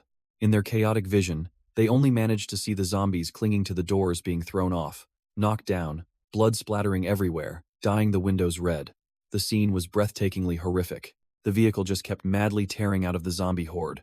Like a giant steel beast, it ripped through the encirclement, carving a bloody path and speeding away in a rain of gore. The zombies that were knocked down were subsequently crushed under the wheels, leaving pools of blood and mangled flesh on the road. The zombies in front were like bugs hitting a windshield on the highway, slamming directly into the front glass. But the sound this time was infinitely louder and more horrifying. It wasn't just one or two. It was a whole wave. Dozens of zombies hitting it consecutively. Lying on the carpet, Wen Xiaotian and Xiao Lili hadn't even recovered from the scene outside the door before they heard those gruesome impacts. The two girls turned their heads toward the front of the vehicle, their hearts pounding incessantly. A barrage of zombies slammed hard into the windshield, almost completely blocking the forward view. That fragile piece of glass looked like it could shatter at any moment. Just a single rock could crack a windshield, let alone so many bodies slamming into it all at once. I paid no attention to their panicked gazes. All my focus was directed forward. In my mind, the data projected by the starseed constantly updated. Impact on the left side of the mobile base, no damage. Impact on the right side of the mobile base, no damage. Windshield impacted. Energy consumption level, remaining fuel. The impacts looked terrifying, but in reality, aside from creating an extremely gruesome scene, they caused absolutely no actual damage to the mobile base, and the windshield remained perfectly intact. When the minibus finally broke free from the zombie horde and began to drive steadily again, both girls were pale. After all, they were just ordinary girls. It took them several seconds to gradually snap out of their blank state. It didn't break. The windshield was still intact. The doors were tightly shut. The whole ordeal probably only lasted a few seconds, but to them, it felt as long as an entire day. Now, realizing they were safe, everything they had just experienced felt exactly like a nightmare. Wen Xiaoqian carefully stood up, trying to suppress her nausea, and walked to the door, looking out through the bloodstained glass. On the road behind them, a few zombies were still giving chase, but the distance had widened to over 10 meters. Many others lay scattered on the ground, biting at each other. They were probably fighting over the zombies my vehicle had knocked down and crushed. These zombies were originally living humans who had mutated. Unlike in movies where they died before turning into monsters, even when they ate each other, the scene was just as horrifying. Wen Xiaotian only took one glance before immediately turning away. She just needed to be sure we had truly escaped the encirclement. No one expected this vehicle to possess such terrifying power and ramming capability. Even the windshield's durability was beyond imagination. We escaped, we survived. The two girls breathed a sigh of relief, their hearts filled with gratitude. A moment later, Wen Xiaotian looked at the blood-smeared windshield and asked curiously, "Mr. Jiang, why is this vehicle's glass so strong?" I paused slightly. I didn't really want to explain too much, but since she asked, I gave a simple excuse to brush it off. "It's nothing. I just replaced it with bulletproof glass." Of course, just bulletproof glass wouldn't be enough to escape that encirclement. I also activated the ramming and acceleration functions just now. If that didn't work, I was planning to use the weapons, but in the end, I didn't need to. Bulletproof? Xiao Lili stared wide-eyed at the vehicle door in front of her, feeling like she was watching a movie scene. Bulletproof vehicles weren't exactly common in everyday life. She had some knowledge about cars and knew that some high-end brands offered custom bulletproof vehicles. The prices were exorbitant, almost 10 times that of a regular luxury car, let alone if he had upgraded to bulletproof glass. Why install it on an old minibus like this? Xiao Lili turned to Wen Xiaoxian with a questioning look. Wen Xiaotian just shook her head, signaling that she and I really didn't know each other well. So even if she wanted to help explain, she didn't know anything more. "We're probably safe for now. You two find a seat and buckle up."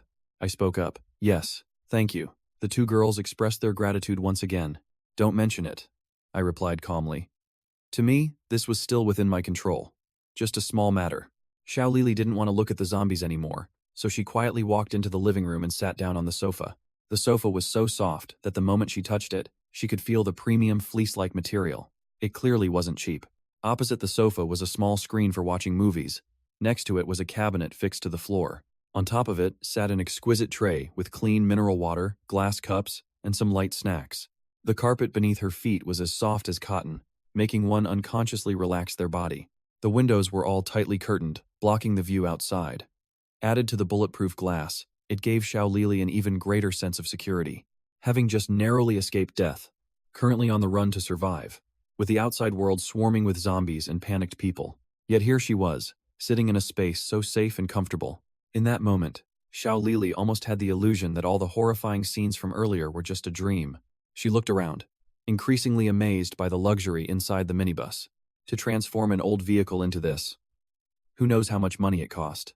Her curiosity about my identity grew stronger and stronger. Xiao Lili picked up a bottle of mineral water, hesitated for a moment, then put it back down. This wasn't her vehicle. If I hadn't offered, it wouldn't be polite for her to just drink it. Like Wen Xiaotian, Xiao Lili was also a college student and her best friend. When the disaster struck, the two were together and fled together. Thinking of this, Xiao Lili couldn't help but feel incredibly lucky. If they hadn't run into me, someone Wen Xiaotian knew, she really didn't dare imagine what would have happened to her now. After a moment of hesitation, Wen Xiaotian stepped into the driver's cabin and sat down in the passenger seat on the right. As soon as she sat down, she felt as if her whole body sank into a soft cloud.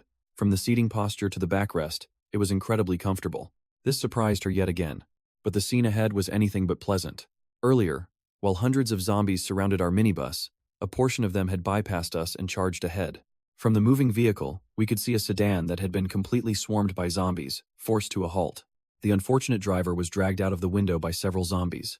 His limbs flailed wildly, his agonizing screams tearing through the air, before quickly being drowned out by the horde. Wen Xiaotian's face instantly turned pale. I didn't stop the vehicle at all, just quietly drove past. A few zombies raised their blood-covered faces to watch my vehicle, growling as they chased after it in despair. But they were quickly left behind. Right then, the highway entrance appeared before us. The original toll booth had completely changed its appearance. Military trucks blocked the front, leaving only 3 lanes open. On the truck beds, machine guns were lined up. Their dark muzzles pointed straight at the hundreds of approaching cars. Fully armed soldiers stood strict guard at the entrance. Once a vehicle reached this point, it was temporarily considered safe. The scattered zombies that appeared were immediately shot down. The long line of cars behind was filled with anxiety and tension. From my elevated vantage point, I could clearly observe the situation at the highway entrance. Every time a car approached, the guards would inspect it immediately before letting it pass. Each car took about 10 seconds. That meant, every 10 seconds, 3 cars were cleared. I quickly counted the remaining cars ahead of me and estimated the wait time. There probably wouldn't be any major issues. My expression gradually relaxed. Having entered the military's protection zone, the tension that had gripped me all this time began to ease. Seeing the military vehicles, the guns, and the highway entrance right in front of her, Wen Xiaotian couldn't help but breathe a sigh of relief. Vehicle speed, 20 kilometers per hour. Vehicle inspection, no damage. The star seed in my mind reported the mobile base's status while I slowly eased off the gas, reducing speed. Occasionally, the sound of gunfire bang, bang rang out continuously. The line of cars kept inching forward. There were only a few cars left ahead of me before it was my turn. But right at that moment, the zombie horde behind us grew increasingly massive. The gunfire also became noticeably denser. Hearing the commotion, Xiao Lili also stepped out of the living room, standing next to Wen Xiaotian to look back. The military's firepower was incredibly strong. Even though the zombies continuously surged forward, almost covering the entire street, they couldn't advance a single step. This made the 2 girls feel much safer. The closer we got to the highway entrance, the clearer the scene became. Dozens of military trucks were parked closely together, gun barrels stacked upon each other. Normally, this sight might make people tremble in fear, but right now, it brought an unprecedented sense of security. I waited calmly. Suddenly, from another lane, a gunshot rang out at very close range, startling everyone. I immediately looked over and saw a tragic cry coming from the sedan currently being inspected. 2 soldiers dragged out the body of a man who had just been shot dead. The corpse's arm had a gruesome, bloody bite mark. The woman sobbing uncontrollably was likely his wife or girlfriend. "I will repeat this one more time," an officer holding a megaphone said, his face cold. "Any vehicle carrying bitten passengers, it's best you get out and leave on your own, or turn around. If discovered, you will be shot on the spot. This virus is highly contagious. Anyone bitten will turn into a monster and endanger others." Witnessing this scene, most people were terrified, but they didn't have much sympathy left for the couple. Compared to watching family or friends turn into zombies and being torn apart and eaten alive right before their eyes, seeing a lover shot dead in front of them no longer seemed like the biggest shock. The incident didn't interrupt the flow of cars entering, but right then, a rapid burst of gunfire erupted from behind. The soldiers inspecting the cars ahead also turned their heads, worry clearly showing on their faces.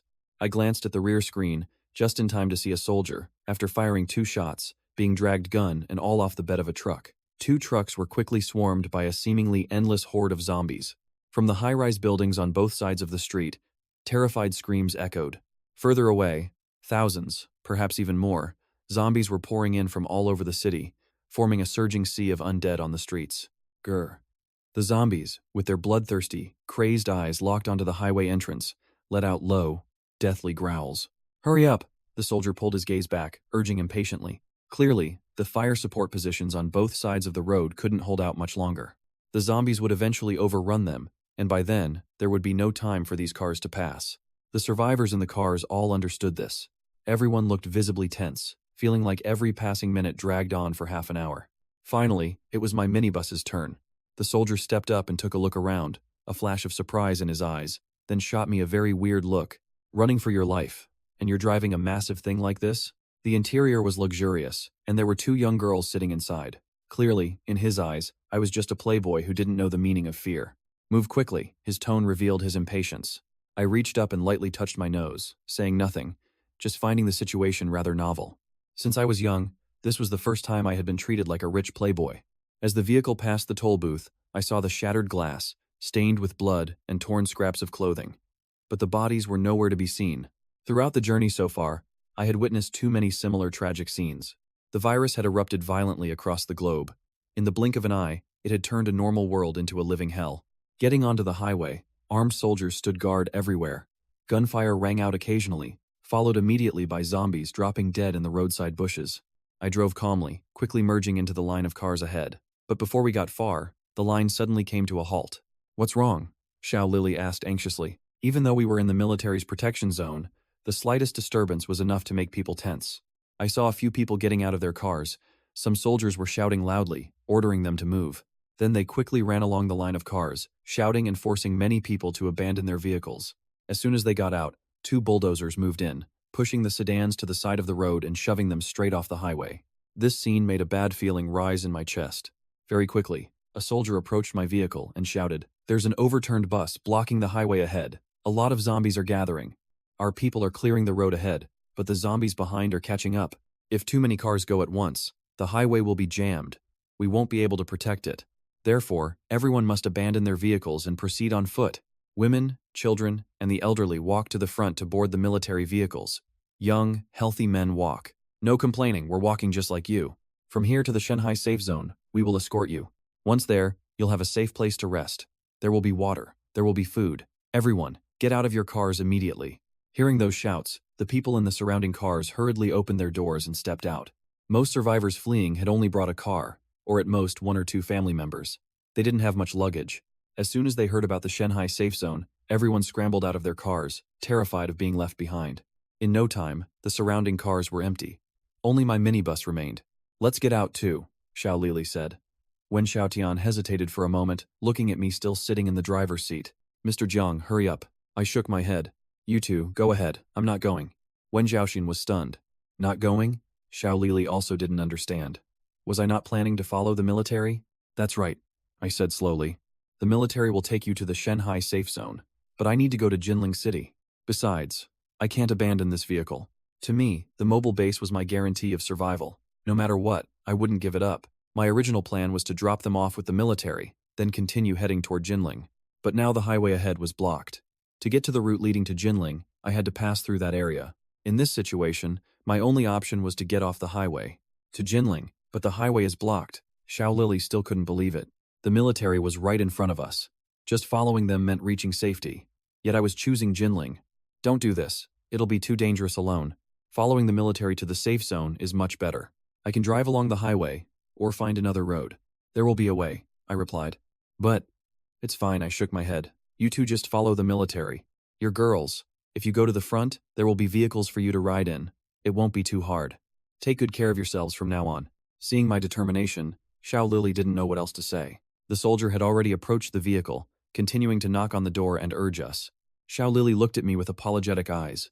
"Then I'll get off. Thank you for saving my life, Mr. Jiang. Be careful on the road. I hope we can meet again." "Yeah. I hope so too," I replied. "Let's go, Xiaotian," Xiao Lili said softly. But to her surprise, Wen Xiaotian, who had been silent this whole time, lifted her head, her expression showing she had made a huge decision.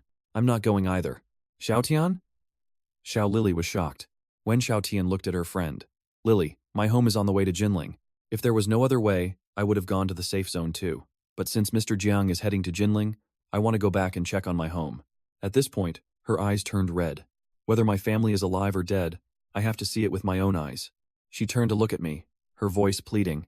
"Mr. Jiang, I don't know if you could let me tag along? Even though I can't help much, I can provide some information about the roads. My dad used to drive long-haul freight on this route. Since I was little, I rode with him many times. I know a few routes." Mr. Jiang, faced with her plea, I thought for a moment, then nodded. I wasn't familiar with the roads anyway. Having someone to help with that would be good. "Thank you, Mr. Jiang." Wen Xiaotian looked visibly relieved, then turned to Xiao Lili. "Lili, you'll have to go alone. Remember to take care of yourself." Hearing this, Xiao Lili's tears also fell. She didn't know if her parents were alive or dead either, but her hometown was too far away. There was absolutely no chance of going back. And now, even the best friend who had fled with her was about to part ways. "Get out of the car, now." Right at that moment, the soldier was standing at the door, banging on it hard and shouting to hurry us up. Xiao Lili reluctantly stepped out of the vehicle. Seeing that Wen Xiaotian and I were still inside, especially since I was still sitting calmly in the driver's seat, the soldier instantly got angry and yelled, "What are you still sitting in there for? This vehicle definitely can't be parked in the middle of the road. You're blocking the whole path." I spoke up to apologize. "Sorry. I'll drive it away right now." Seeing that my attitude was quite polite, the soldier's expression softened a bit, but he still pointed and said, "Drive it to the side of the road, so the bulldozer can push it away easily," he said as he stepped aside, muttering while looking at the vehicle. "A thing this big, I don't know if it can even be pushed. Might even have to take down the guardrail. The armored vehicles, trucks, and the many soldiers guarding the highway entrance would have to retreat when they could no longer hold the line. Therefore, the road had to be cleared. The military's mission was only to escort the survivors away, not to stay and fight to the death with an endless horde of monsters." Right at that moment, from the direction of the highway entrance, a piercing air raid siren suddenly blared. The soldier immediately turned his head toward the sound. The people who had already gotten out of their cars and were walking ahead also turned back in unison. Some immediately started running faster. Some stood frozen with worried expressions. The crowd began to show signs of panic. "Don't panic," a soldier shouted loudly. "This is the final siren, reminding the survivors in the city to hurry here." Bang, bang, bang. The gunfire grew dense and was already very close. Looking from a distance, one could faintly see figures swarming. They were all zombies. In this situation, even if there were still survivors who heard the siren, there was no way they could push through a sea of zombies to reach the highway. The people present here were the extremely lucky few who had survived. The soldier turned back to look at my vehicle, his voice more urgent. "The siren has sounded. There's not much time left. Hurry up." Vroom! He suddenly heard the engine roar like thunder. Immediately after, my minibus shot forward like a race car, then abruptly swerved, carving a massive arc straight toward the edge of the highway. This scene instantly caught the attention of many survivors. Initially, they were looking toward the highway entrance, but now everyone's eyes were drawn back by the roar of the engine and the minibus. Seeing the vehicle speeding like a race car, both the soldier and the surrounding people were stunned. "Pretty good driving skills," the soldier blurted out a compliment, but then immediately screamed, "Damn it!" The minibus was barreling straight toward the edge of the road, showing no signs of slowing down. Right in front of it was the guardrail. Crash! Under the shocked gazes of everyone, the minibus smashed straight through the guardrail and launched off the highway. The vehicle slid down the 2 to 3 meter high embankment, coming to a stop on the grass below. "What happened?" The soldier hurriedly ran over to check the situation. Many other survivors also craned their necks to look. In their minds, their first reaction was that this guy's driving skills were terrible. Driving straight off the highway, who knows if he's hurt. But at least it solved the problem. As long as he was fine, they could get back on the road and wouldn't have to push this bulky vehicle. But right at that moment, the minibus suddenly shook violently, looking like a drunkard stumbling around. Many thought the vehicle was broken, but just a second later, the vehicle started moving again. The engine roared as it rolled off the grass, smashed through the green hedge along the road, and drove straight onto the narrow village road next to it. What's going on? What is this guy trying to do? Under the bewildered stares of the crowd on the highway, the minibus slowly drove away from the highway, following the village road. The soldier stared wide-eyed, unable to believe that this vehicle had actually just left. Not far away, Xiao Lili was waving vigorously at my vehicle. She also didn't expect me to use such a brutal method to get off the highway. When the vehicle launched off, her heart had leaped into her throat in fear. But fortunately, the vehicle seemed completely unharmed, and the people inside were definitely still safe. "Xiao Tian, Mr. Jiang, take care." Xiao Lili waved hard, feeling her eyes blur, no longer able to clearly see the silhouette of the minibus as it gradually disappeared into the distance. Collision caused no damage to the mobile base. Current status of the mobile base is completely normal. I listened to the Starseed's report, while glancing back at the highway behind us. This village road ran parallel to the highway. As I drove along it, I could still see the sedans being pushed to the shoulder and the crowd of people trudging forward on foot. Temporarily safe. But as the tension gradually subsided, the survivors finally began to clearly process what had just happened in that short span of time. Some burst into tears. Even those who didn't cry wore heavy, gloomy expressions. Those who had lost loved ones, those uncertain about the future. Everyone was drowning in their own chaotic emotions. I looked at them. Wen Xiaotian also stared silently out the window, a hint of sorrow in her eyes. On the highway, both the survivors and the soldiers turned their heads to look at this bizarre minibus. They were so stunned they temporarily forgot what they were doing, just quietly watching it leave. Before long, the village road reached a large curve, completely diverging from the highway. I still hadn't seen the military's vanguard unit, nor had I seen Li Yuhan or any other acquaintances. I took one last look at the fleeing crowd on the highway, then turned the steering wheel, driving the vehicle around the bend. The minibus continued at a steady speed, quickly leaving the highway behind. This also meant that we were getting further and further away from the Shanghai safe zone and the military's protection. "Miss Wen," I spoke up. Wen Xiaotian jumped, quickly turning her head. "Is something wrong?" Then she added, "Mr. Jiang, please don't call me Miss Wen anymore. Just call me Wen Xiaoshan. Or if you don't mind, call me Xiaoshan. My friends all call me that." "All right," I nodded. "Then don't call me Mr. Jiang either. My name is Jiang Liushi."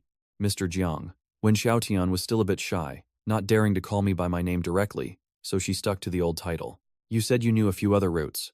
Can you be more specific?" I asked. Even though I had downloaded maps, the GPS navigation system was unusable. Right now, it was practically useless. Leaving the highway meant entering an unknown, dangerous area, something I always wanted to avoid. If Wen Xiaotian was truly familiar with the roads, maybe she could help find a safer route. "Okay," Wen Xiaotian nodded quickly. Her home was over 100 kilometers away from Jinling City, located in a small, little-known county. Later, she got into a university in Jiangbei. Her family was very ordinary. Her father was a long-haul truck driver, mainly running the route from that small county to Jiangbei. When she was little, during winter or summer breaks, Wen Xiaotian would often tag along with her dad on his long hauls. Sometimes they even had the chance to stop and play in Jiangbei. Back then, for some reason, I found the scenery along the road so interesting. It was really fun. Wen Xiaotian sighed nostalgically, then quickly returned to the topic, looking a bit embarrassed. "Sorry, I talk so much but still haven't gotten to the point." "It's fine," I replied. A young girl who had just escaped death and was still worrying about her family. Being able to stay this calm was already very rare.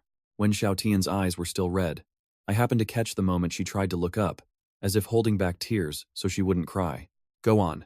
We still have a long way to go anyway," I added. The village road ahead wound on endlessly, with no intersections in sight for now. Wen Xiaoxian couldn't help but offer a faint smile. "I'll tell you right now, I was just seriously recalling the entire route. At first, I was worried that since these were memories from when I was little, I wouldn't remember clearly. But thinking about it carefully just now, I realized I actually remember it quite well. There are 2 routes that go through major cities. The traffic volume is very high." I shook my head immediately. Any road with a lot of cars and people is a no-go. Even on the highway with the military clearing the way, if we get stuck in the middle, we'd just be waiting to die. "Are there any other routes?" I also thought those 2 routes wouldn't work. Wen Xiaoxian nodded. "There's another route," Wen Xiaotian continued, "that bypasses the small towns because there are many industrial zones along the way for deliveries. But there are also a lot of people on that route. A lot of people meant a lot of zombies." I immediately crossed that option off. "There's one more route," Wen Xiaotian added. "It goes through mountain roads. The road conditions are quite complex, and there's a very long stretch where there's practically nothing along the way." This route made me pause and think. Complex mountain roads weren't a big issue for me, as the Starseed would continuously assist with driving adjustments, greatly reducing the risks. What made me hesitate was exactly what Wen Xiaotian pointed out. The phrase "practically nothing." No food, no water, and no gas stations. Of course, she had no idea that the stockpile in this mobile base was enough to open a small supermarket, and the drinking water supply was more than enough for a very long time. There was absolutely no need to ration it to the bare minimum for survival. But I had no intention of explaining these things, not because I didn't trust her, but simply because I hated the hassle. However, the lack of gas stations was indeed something to consider. "Tell me more details about this route," I asked. "And do you know roughly how many kilometers it is?" Wen Xiaotian gave an estimated number.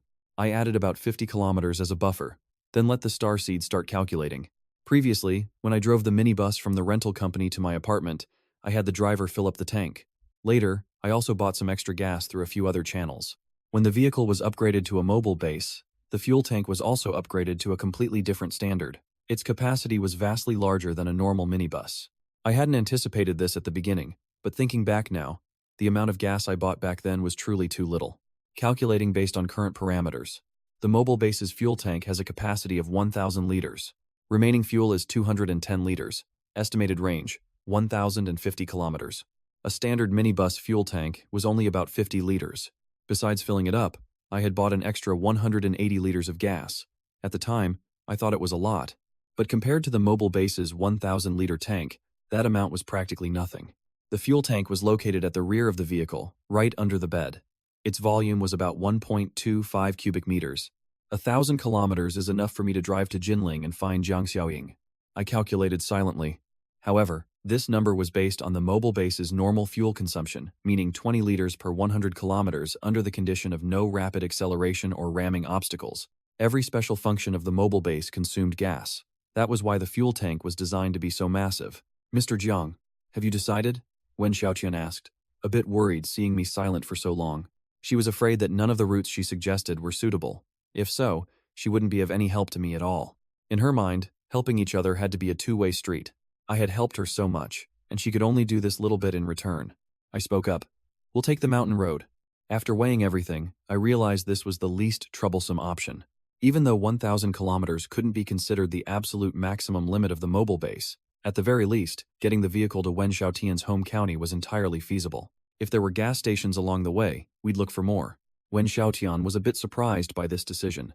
She had thought I would choose to go through the industrial zones, even though there might be a lot of zombies. But since I had made up my mind, she had no objections. As long as there was gas, even if there was no food, in her mind it wasn't a big deal. Actually, I've read some popular science articles, Wen Xiaotian added.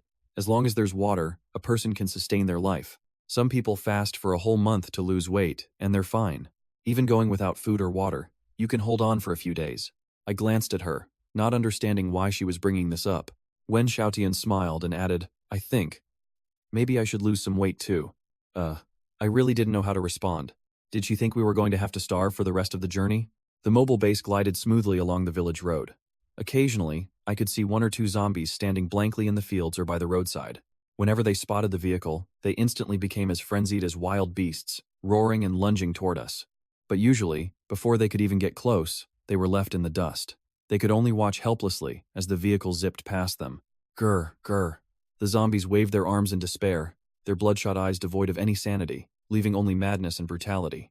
At first, Wen Xiaotian stared intently out the window, but gradually, as a sense of security crept in, she relaxed her body and drifted into a fitful sleep. Adjust heading to the left. Continue straight. I drove while glancing over. In her sleep, she would occasionally flinch, looking very restless. It made sense. After that period of fleeing, her nerves had been stretched taut like a bowstring. Both her physical and mental strength had reached their limits. Looking at her like this, I thought of Jiang Xiaoying again. I wondered if she was scared right now, hiding in that apartment. When Wen Xiaotian woke up, she realized the minibus had stopped. Outside, it was dusk. On one side was a cliff, and on the other, a dense forest shrouded in the dimming light. Mr. Jiang? Not seeing me in the driver's seat, she immediately sat up. She didn't know how long she had slept, but judging by the fact that the vehicle had gone deep into the mountain roads, it had probably been 2 or 3 hours. In the quiet of the mountains, the vehicle stood alone. Waking up to find herself by herself, a wave of panic instantly surged up. She hurriedly walked into the cabin. Mr. Jiang? Mr. Jiang? The interior space, though fully equipped, was quite tight. A quick glance could cover every corner. Yet, I was nowhere to be seen. Just as her panic was growing, the sound of trickling water suddenly came from the small door nearby. The sound of water? Immediately after, a soft click echoed. The door opened, and I stepped out from inside. Steam was still rolling off my body, my hair soaking wet. I was drying my hair with a towel as I looked at her. You're awake? Yes. I seem to have slept for a long time. Not that long, but it looked like you weren't sleeping well. In this situation, sleeping like that only makes you more tired. Besides, being able to sleep at all right now is already a blessing. My words made her feel a bit embarrassed, as if she was being too carefree in this situation. In truth, Wen Xiaotian's stamina wasn't great to begin with. Normally, studying and working part-time already left her sleep-deprived. Today, the virus broke out. She fainted, suffered a massive psychological shock, and fled in panic. Once she was temporarily safe, the accumulated exhaustion naturally crashed down on her. But what surprised her the most was me. Her sleeping was a natural bodily reflex. But me? Do you want to take a shower? My question completely confirmed the guess in her head. I had just taken a shower. Today, she had been rolling around, fleeing everywhere, covered in dirt and grime. For a girl who liked to stay clean, that must have been very uncomfortable. But in this situation, she hadn't even thought about the possibility of taking a shower. Just having drinking water was lucky enough. Yet, not only did I take a shower, but it was a hot shower. I found a stream on the way. I collected some water and filtered it. It's not drinkable, but it's very comfortable for a shower. If you want, there's body wash inside. The hairdryer is next to the mirror. Wen Xiaotian listened, dumbfounded. She couldn't help but ask, if it's filtered, why isn't it drinkable? She felt that using hot water just for a shower was truly too extravagant. No need. For drinking water, just turn on the tap in the kitchen. After you shower, if you're hungry, go to the kitchen and cook some noodles. There are noodles and some fresh vegetables in the fridge. Actually, I have frozen dumplings too, but I figured eating dumplings now would be a bit of a waste. I stocked up on flour and dry goods, but I don't have enough dried meat to make filling. The perishables are all in the kitchen. If we don't eat them soon, they'll go to waste. I considered noodles a simple meal, but I didn't expect it to stir up so many thoughts in Wen Xiaotian's mind.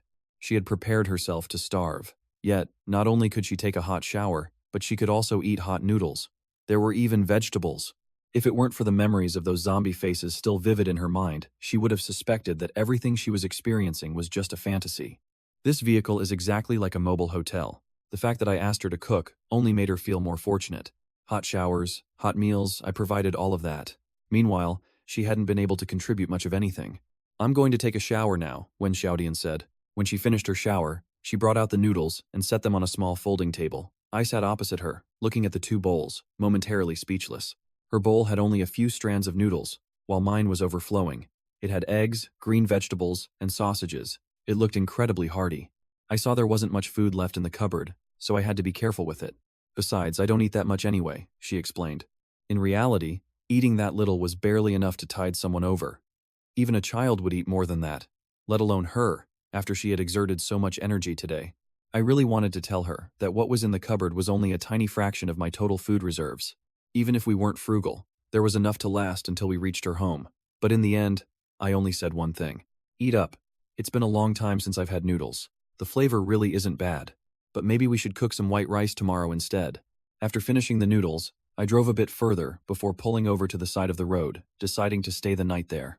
The next morning, I didn't continue the journey until the sky was fully bright.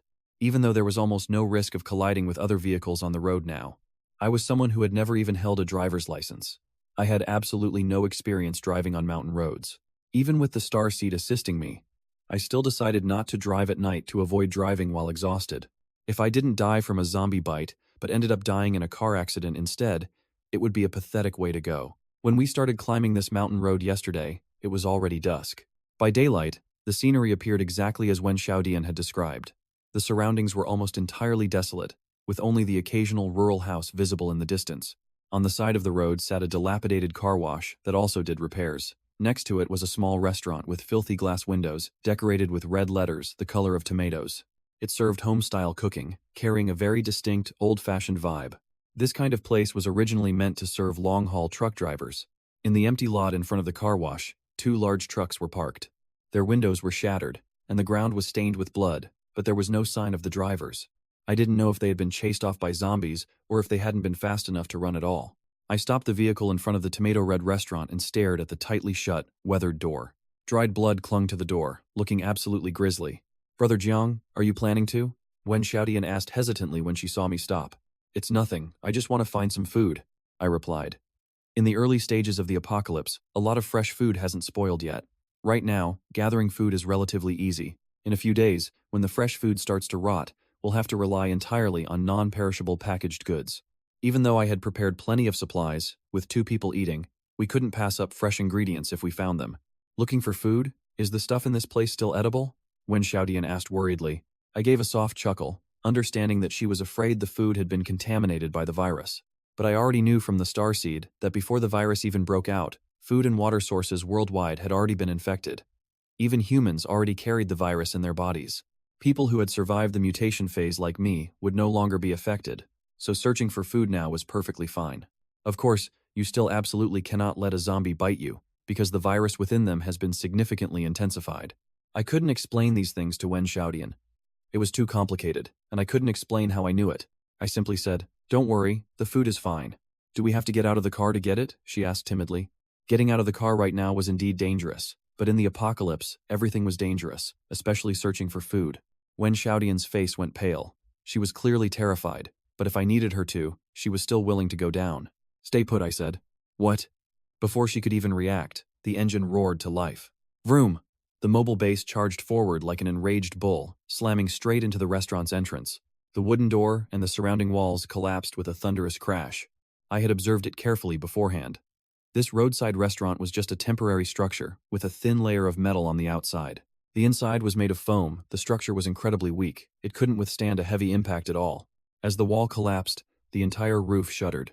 In that moment, the scene inside the restaurant was revealed to me. 4 zombies were hunched on the ground, frantically fighting over something. Blood and organs were flying everywhere. On the floor were about 5 corpses that had been disemboweled, their flesh torn apart. They had been almost entirely eaten clean. I say about because it was impossible to tell how many people were in that pile of shredded remains. Wen Xiaodian couldn't help but scream. Then she quickly covered her mouth. The scene was beyond horrific, but in the apocalypse, she had to learn to get used to it. The 4 zombies looked up simultaneously, their blood-red eyes locking onto the mobile base. The veins on their faces bulged, and their mouths and faces were smeared with blood and flesh. They growled maniacally and lunged straight at us. I didn't say a word as I floored the accelerator. Vroom! The engine roared as the mobile base sent all 4 zombies flying, crashing into the back wall of the restaurant. Boom! The dirt wall collapsed. The body of the truck pushed the zombie corpses and a large section of the wall along with it, slamming into the rear. Blood and flesh sprayed everywhere, red and white matter mixing together as it splattered across the windshield. The 4 zombies were crushed instantly. I let out a sigh of relief. Looking at the blurred mess of meat and blood on the glass, I hesitated for a moment before turning on the wipers. The wipers swept across silently, dragging away chunks of shredded flesh and leaving the glass streaked with red. The washer fluid sprayed out, diluting the blood and gradually wiping it all away. It hadn't even been 24 hours since the apocalypse began, but I already felt myself growing accustomed to this gore and brutality. Wen Xiaodian stood behind me, biting her lip as she watched the blood run down the glass, unable to say a word. She understood. Only by remaining this calm could one survive. If she just panicked and cried, sooner or later, she would become food for the undead too. "Let me go down and find the food," she said, suddenly snapping out of it and speaking up proactively. Going down was dangerous, and meant facing the corpses directly, which was beyond disgusting. But I couldn't do everything myself. She didn't want to be a burden. "I'm opening the door now." Only after I gave my approval did she carefully step out of the vehicle. In this situation, letting her go down was the most logical choice, because only I could operate the starseed. If something happened, I could provide immediate vehicular support. The restaurant had been smashed to pieces. Wen Xiaodian struggled to push aside the debris, making her way to the freezer in the kitchen. The freezer was nearly as tall as a person. Inside, it was packed with chicken, eggs, and vegetables, enough to feed a dozen people for several days. She couldn't bring the whole freezer onto the truck, so she found some clean plastic bags and divided the food to carry it in parts. My truck only had a small refrigerator, so it couldn't fit all of this. If we didn't eat it soon, it would go bad. "Brother Jiang, let me cook a meal for you tonight," she said with newfound confidence. She had known how to cook since she was a child and had a bit of a talent for it. She also brought back oil, salt, soy sauce, a mini gas stove, and a frying pan. The stove on the truck only had one small pot, which was very inconvenient. She decided to turn the living area into a kitchen. Even though the space was already cramped, she was small enough to manage it. She was truly hungry. Last night, she only dared to eat a few noodles. With so much fresh food available, it would be a waste not to eat it. I agreed. The sky was completely dark, and I intended to rest here anyway. Watching her busily washing vegetables and cooking, a bit of anticipation rose in my heart. The downside was that the space was too small. The kitchen supplies and pots were scattered everywhere. Even though the table, chairs, and bed could be folded, and there were plenty of storage compartments, the area inside the mobile base was still limited. If it could be even larger, holding more fuel, more food, and more amenities, then it would truly live up to the name of a mobile base. The sun had completely set, and dinner was almost ready. The aroma wafting through the air made my mouth water. It had been a long time since I'd had a proper meal. But right at that moment, a low, deep growl echoed from far away in the night. My heart suddenly tightened. That growl blended with the mountain wind, sending a chill down my spine. In this apocalyptic setting, even with a mobile base, I didn't dare let my guard down. From the information provided by the starseed, I knew this apocalypse was absolutely not going to be simple. If it were just ordinary walking corpses, the government would have been able to control the situation, and this wouldn't be called the end of the world. That strange roar just now made my heart race. A powerful sense of unease surged within me. "Turn off the stove right now," I said quickly. Wen Xiaodian froze. She had just put the food into the pan. If she turned off the stove now, the meal likely wouldn't be edible. But she also immediately realized that the roar was far from normal, and she quickly shut off the gas. At the same time, I also cut off all power to the mobile base. The lights went out, and the surroundings plunged into complete darkness. On the deserted rural road, the air was strangely fresh. Without any artificial lighting, I looked through the car window and saw a deep blue night sky, densely packed with stars. A crescent moon hung suspended over the mountain peak, radiating a cold, faint light. The sky was beautiful, but looking up at this moment, my scalp went numb. Under the light of the crescent moon, I saw a massive black silhouette staring intently at the mobile base. It looked like a monstrous beast, but I couldn't clearly identify what it was. I didn't dare to turn on the lights. I tried to hold my breath, crouching low, and simultaneously pulled Wen Xiaotian down with me. The mobile base had excellent soundproofing. Even though we had just finished cooking, the aroma couldn't escape outside. That thing probably wasn't attracted by the smell of food, but by the light. Now that I had turned off all the lights, I only hoped it would lose our trail and leave. The apocalypse had just begun, and my mobile base was still in its rudimentary stage. If we encountered a terrifying monster right now, all it would take was for the vehicle to be flipped over, and everything would be over. Brother Jiang, Wen Xiaotian whispered beside me, her voice trembling. In such a gloomy apocalyptic setting, having to face a massive black silhouette in the night, a girl couldn't help but be terrified. Hide by the sofa. Don't make a sound. I crouched down, slowly making my way toward the driver's seat. The thought of driving away had already popped into my head, because I realized that even though the lights were off, the black silhouette was still approaching. But I didn't dare to make any sudden movements, afraid of provoking it. The distance grew shorter and shorter. Under the dim moonlight, I finally got a clear look at the thing. It was a giant wild boar. How could a wild boar be this huge? I was horrified. Even though it was still a distance away, comparing it to the surrounding houses, I could determine that this wild boar was at least as big as a small truck. Its height was almost equal to the mobile base. Only its body was slightly shorter. Its entire body was covered in black bristles as hard as steel, matted with scabs of blood, looking as if it had just crawled out of a thick pool of gore. Two sharp tusks jutted out like giant blades. On one of the tusks, a piece of intestine was still snagged, yet to fall off. This was truly a wild boar straight out of hell. It stared intently at my mobile base, its eyes as large as headlights emitting a glaring red light. It wasn't an illusion. Its eyes were actually glowing, like the eyes of a wolf in the night, except this light was a terrifying red. This is bad. Could this be? I suddenly remembered a piece of information from the starseed. After the apocalypse began, aside from some humans and animals turning into zombies, there would also be individuals that underwent mutation. These mutants were vastly stronger than zombies of the same species. Previously, only reading the text descriptions, I didn't have a clear sense of it. But now, seeing a mutated wild boar with my own eyes, I finally understood the true horror. A wild boar the size of a small truck might not sound that scary, but when it stood right in front of you, slowly approaching, with its sharp tusks, steel-like bristles, and glowing red eyes, the pressure it brought was almost suffocating. At this moment, the only thing separating me and the wild boar was a thin windshield, still stained with streaks of undried blood. One layer of glass, one human, one beast, facing each other. At that exact moment, roar! The wild boar suddenly let out a ferocious bellow, channeled power into its four legs, and charged straight at the mobile base. When it started running, every heavy footstep cracked the ground, sending dirt and rocks flying. A wild boar weighing at least 10 tons, yet its speed was almost as fast as a cheetah. I could even feel the ground trembling slightly. Damn it, I panicked. With that kind of weight, a head-on collision would generate a terrifying impact force. The mobile base would definitely be flipped over instantly. The armor could withstand the impact, but the vehicle's weight wasn't much more than a standard bus. Once flipped, no matter how thick the armor was, it would be pried open bit by this monster. Damn it, I cursed, lunging toward the driver's seat like an arrow. The wild boar was too close. There was no time to turn the vehicle around. If I turned, it would ram straight into the side of the vehicle, and the result would still be getting flipped. There was only one choice left, and it was the only choice I could make in a split second. Screw it! I yanked the gear shift and floored the gas pedal. Vroom! The mobile base roared like a wild beast, shooting forward in the blink of an eye. Thanks to the Starseed's modifications, the vehicle's acceleration far exceeded that of a normal car. Moreover, I hadn't pulled the handbrake, so the vehicle launched immediately. Seatbelt! I shouted loudly. Instantly, the seatbelt on the driver's seat automatically deployed, strapping me in tightly. In the back, in the small living area, Wen Xiaotian sat down on the sofa, frantically buckling her seatbelt. That shout just now was meant for her. In just a few short seconds, the mobile base had accelerated to 100 kilometers per hour. I gritted my teeth, watching the wild boar charging straight at us. The transparent windshield made me feel as if it was ramming right into my face. Its sharp tusks aimed directly at my head.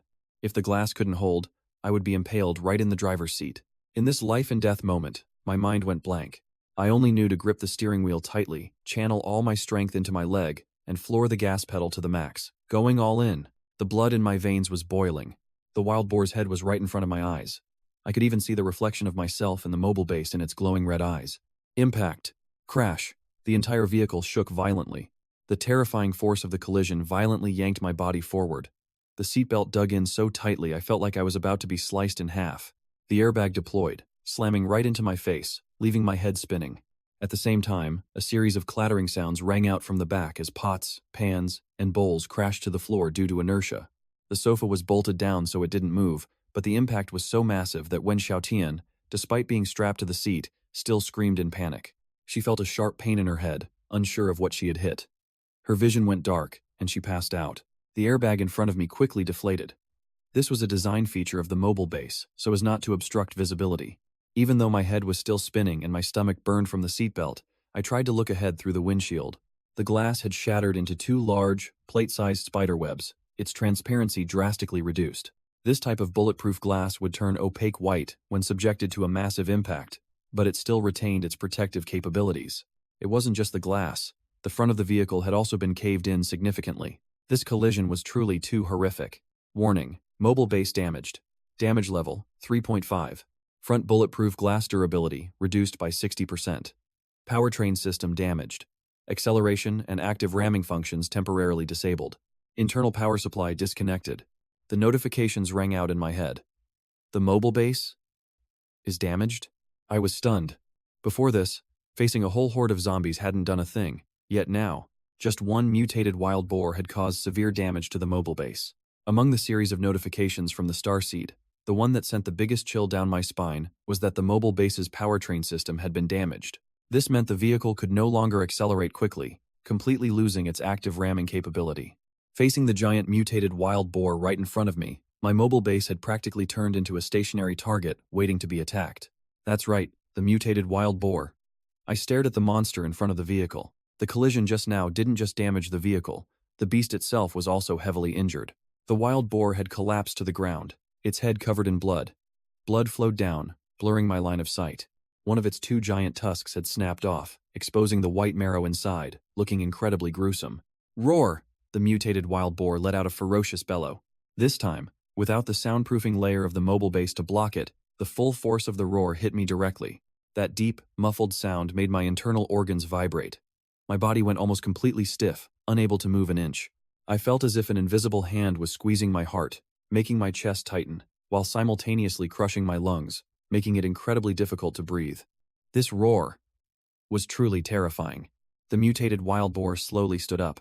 Its skull was clearly fractured, but with its terrifying vitality, it could still stand firm and continue to unleash its horrific power. Its headlight-like red eyes stared intently at me, separated only by a fragile, cracked layer of windshield. Its remaining tusk wedged tightly under the chassis of the mobile base. Then, it flexed its muscles, attempting to flip the entire vehicle over. My heart dropped into an ice pit. If the base vehicle flips, everything is over. Can it still run? Can it still run?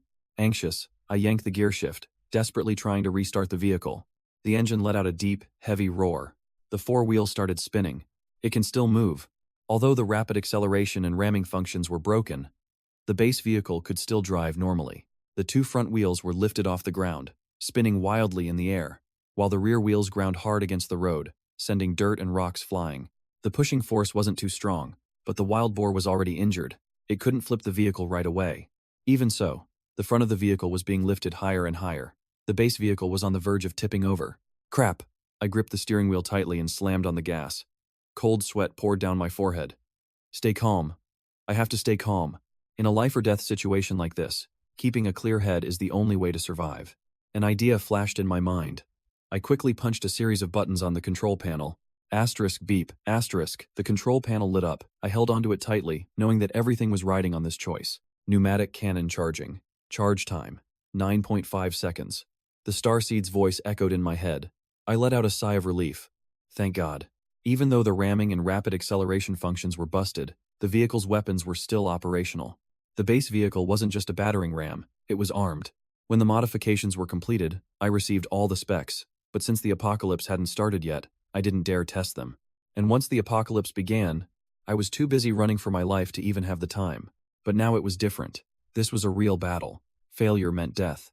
The base vehicle's pneumatic cannon could compress up to 500 liters of air. Its muzzle velocity reached 810 meters per second, more than twice the speed of sound. During World War II, there were pneumatic cannons powerful enough to shoot down low-flying planes, though their accuracy was lacking.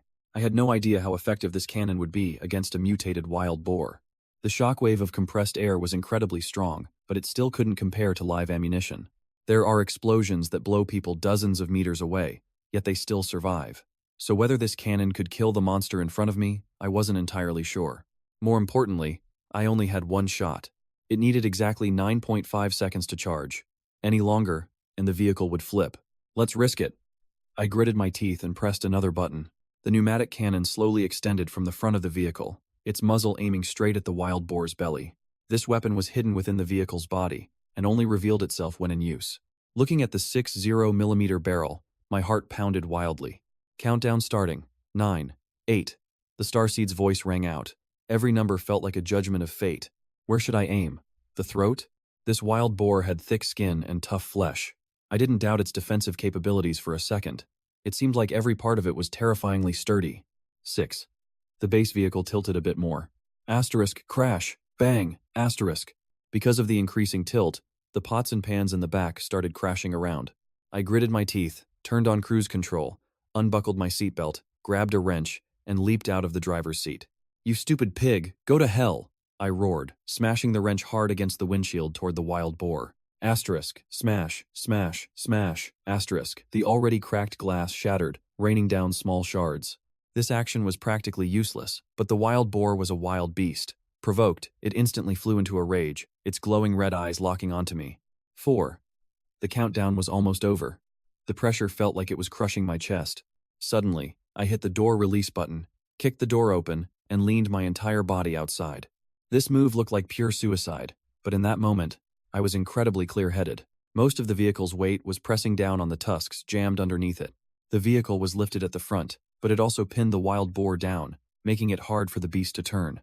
If it wanted to change direction to attack me, it would have to pull its tusks out first. When that happened, the vehicle would drop, all 4 wheels would hit the ground, and it would drive straight into it. Therefore, for these brief few seconds, I was safe. You dumb pig. Die. I gathered all my strength, aimed straight for its eye, and hurled the wrench. The wild boar couldn't dodge in time. The wrench struck it. Though it missed the eyeball itself, it still hit the nerve-rich area around the eye socket. Asterisk, roar, asterisk, it bellowed in fury. The earth-shattering sound wave slammed into me, nearly throwing me out of the door. My heart almost stopped, and my mind went blank. But amidst that chaos, a voice rang out clearly in my head. 2. Go to hell.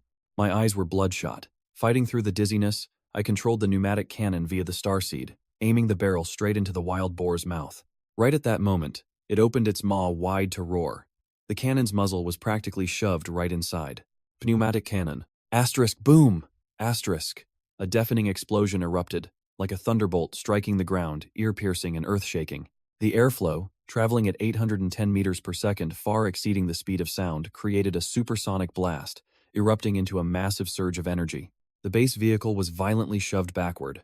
The windows rattled fiercely. The shattered pieces of bulletproof glass fell, only to be blown away by the shockwave, shooting out in all directions like shrapnel. The air exploded, forming a localized vacuum. The pressure spiked, then plummeted to near zero. The water vapor in the air instantly condensed, forming a massive, cone-shaped cloud of mist the size of a house, which was then propelled forward by the shockwave at an unimaginable speed. As the base vehicle was thrown backward, the scene ahead was practically obliterated. Makeshift houses collapsed, trees were torn apart, roofs were blown away. A tree trunk as thick as a man's thigh was snapped in half, its leaves vanishing in the blink of an eye. But that was just the aftershock of the secondary shockwave, because the vast majority of the actual destructive power had been absorbed by the mutated wild boar. The wild boar's 10-ton body was blasted into the air. The terrifying blast of air rushed straight into its lungs and stomach, causing its massive frame to inflate like a balloon about to burst. A split second later, the horrifying pressure, nearly 10 megapascals, found an exit from the rear of its body. A dull explosion echoed. Fresh blood, mangled flesh, and shredded organs sprayed out from its backside, shooting dozens of meters away and erecting a brilliant red pillar of blood in the air. That pillar of blood slammed straight into a makeshift house like a falling iron hammer, completely crushing the structure. Such terrifying power! I stared at the destruction wrought by the pneumatic cannon, an indescribable sense of horror rising in my chest. At this moment, the base vehicle was still on cruise control. After slamming heavily back onto the ground, no longer hindered by the wild boar, the vehicle started moving forward on its own. I hurriedly turned off the cruise control and slammed on the brakes. Asterisk, screech, Asterisk. All four wheels were heavily damaged, especially the rear ones. Due to the intense friction, they were scorching hot, smoking, and reeking of burnt rubber. Even though the base vehicle's tires were tougher than normal ones and had internal shock-absorbing airbags, they had sustained severe damage after that collision and the horrifying drag force. I opened the car door, feeling as if all the strength had been drained from my body. The battle just now looked like a showdown between the base vehicle and the mutated wild boar. But in reality, my mental and physical stamina had also been pushed to their absolute limits. I looked ahead. The scene before me was still chilling to the bone.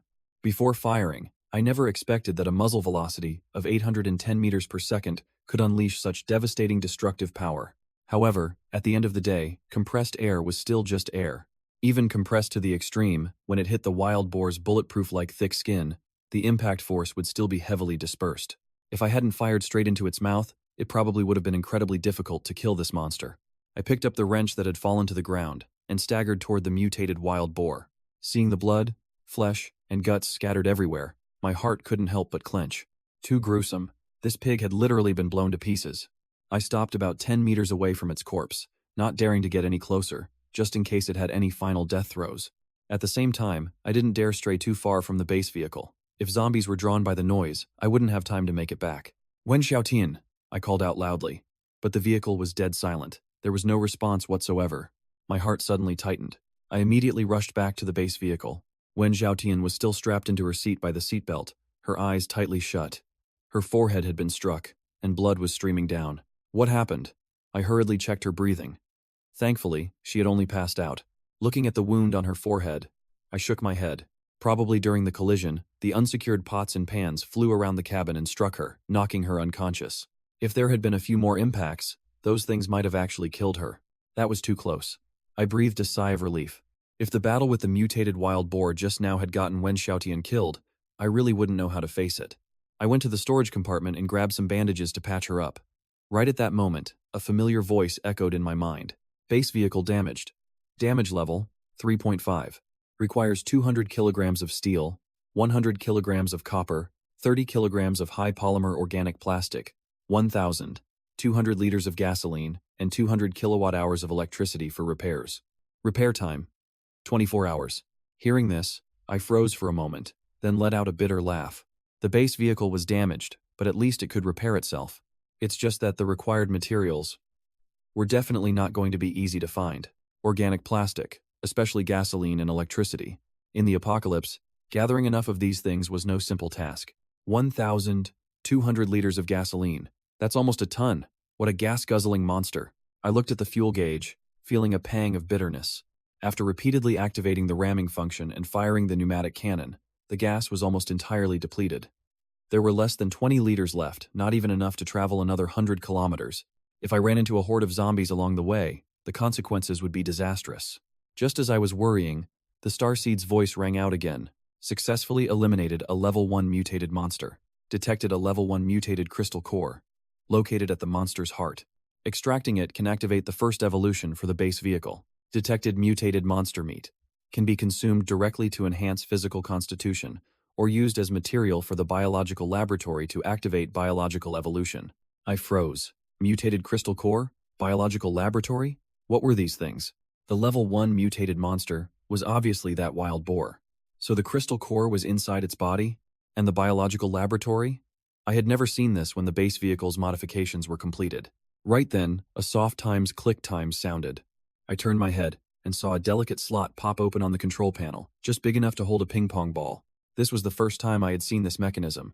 A thought immediately popped into my head. The mutated crystal core, the heart. I grabbed the dagger I had bought earlier, jumped out of the vehicle, and approached the wild boar's corpse. It was lying on its side now, exposing the area around its heart quite clearly.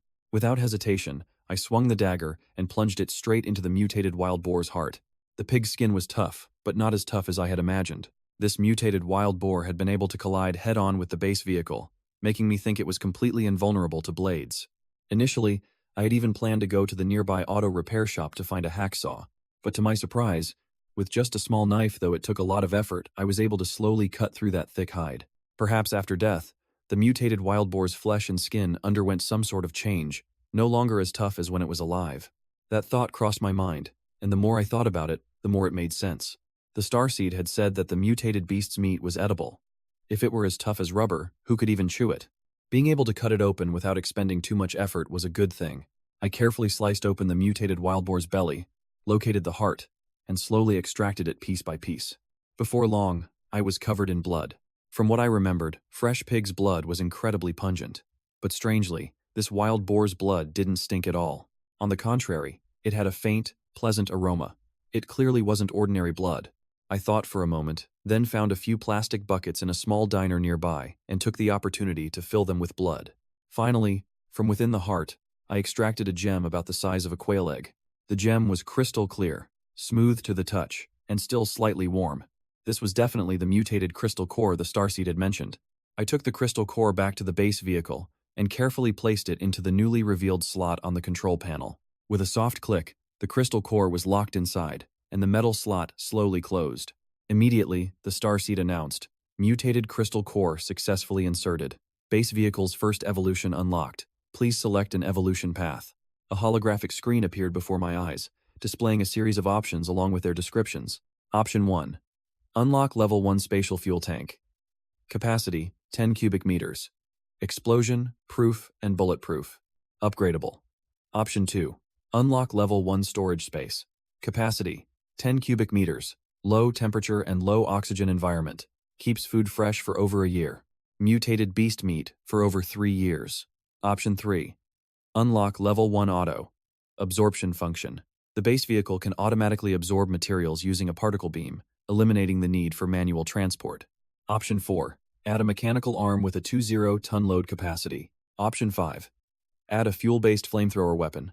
Consumes a large amount of gasoline. Combustion temperature, 2000 degrees Celsius. Option 6. Upgrade pneumatic cannon. Option 7. Upgrade vehicle armor and bulletproof glass. I continued looking down and saw that below the initial options, there were many others, but they were all grayed out and unselectable. Among them, one item caught my special attention. Option 10. Unlock biological laboratory. By adding materials, gene evolution fluid can be synthesized to enhance the user's physical constitution. Unlock requirement. 2 level 1 mutated crystal cores. My eyes instantly lit up. Gene evolution fluid? Enhancing my own physical constitution? This was incredibly tempting. After the apocalypse, it wasn't just animals humans could mutate too. Even though I had the base vehicle, my own body was still a fatal weakness. If I died, everything would be over. If I could enhance my physical constitution, my survival and combat capabilities would increase significantly. But unlocking the biological laboratory required 2 mutated crystal cores, and I only had 1. Just killing this level 1 mutated wild boar had nearly cost me my life. Finding another crystal core right now was a pipe dream. For now, I needed to get stronger step by step. Prioritize evolving the base vehicle first, then myself. In this cruel apocalyptic world, there were still so many things waiting for me to do. The biological laboratory was out of the question for the time being. Right now, the most important thing was to unlock the most urgent functions. Upgrading the fuel tank was practically a no-brainer. The current tank's capacity was way too small. If I had a 10 cubic meter spatial fuel tank, I could store 8 to 9 tons of gasoline. Whether in combat or using weapons, I'd have peace of mind. I wouldn't have to worry about dying a pointless death just because I ran out of gas. The storage space was also extremely enticing. Right now, the base vehicle didn't have enough room. There was so much mutated wild boar meat that I couldn't take it all with me. What a waste. Plus, the storage space could preserve food. It was basically a mobile granary.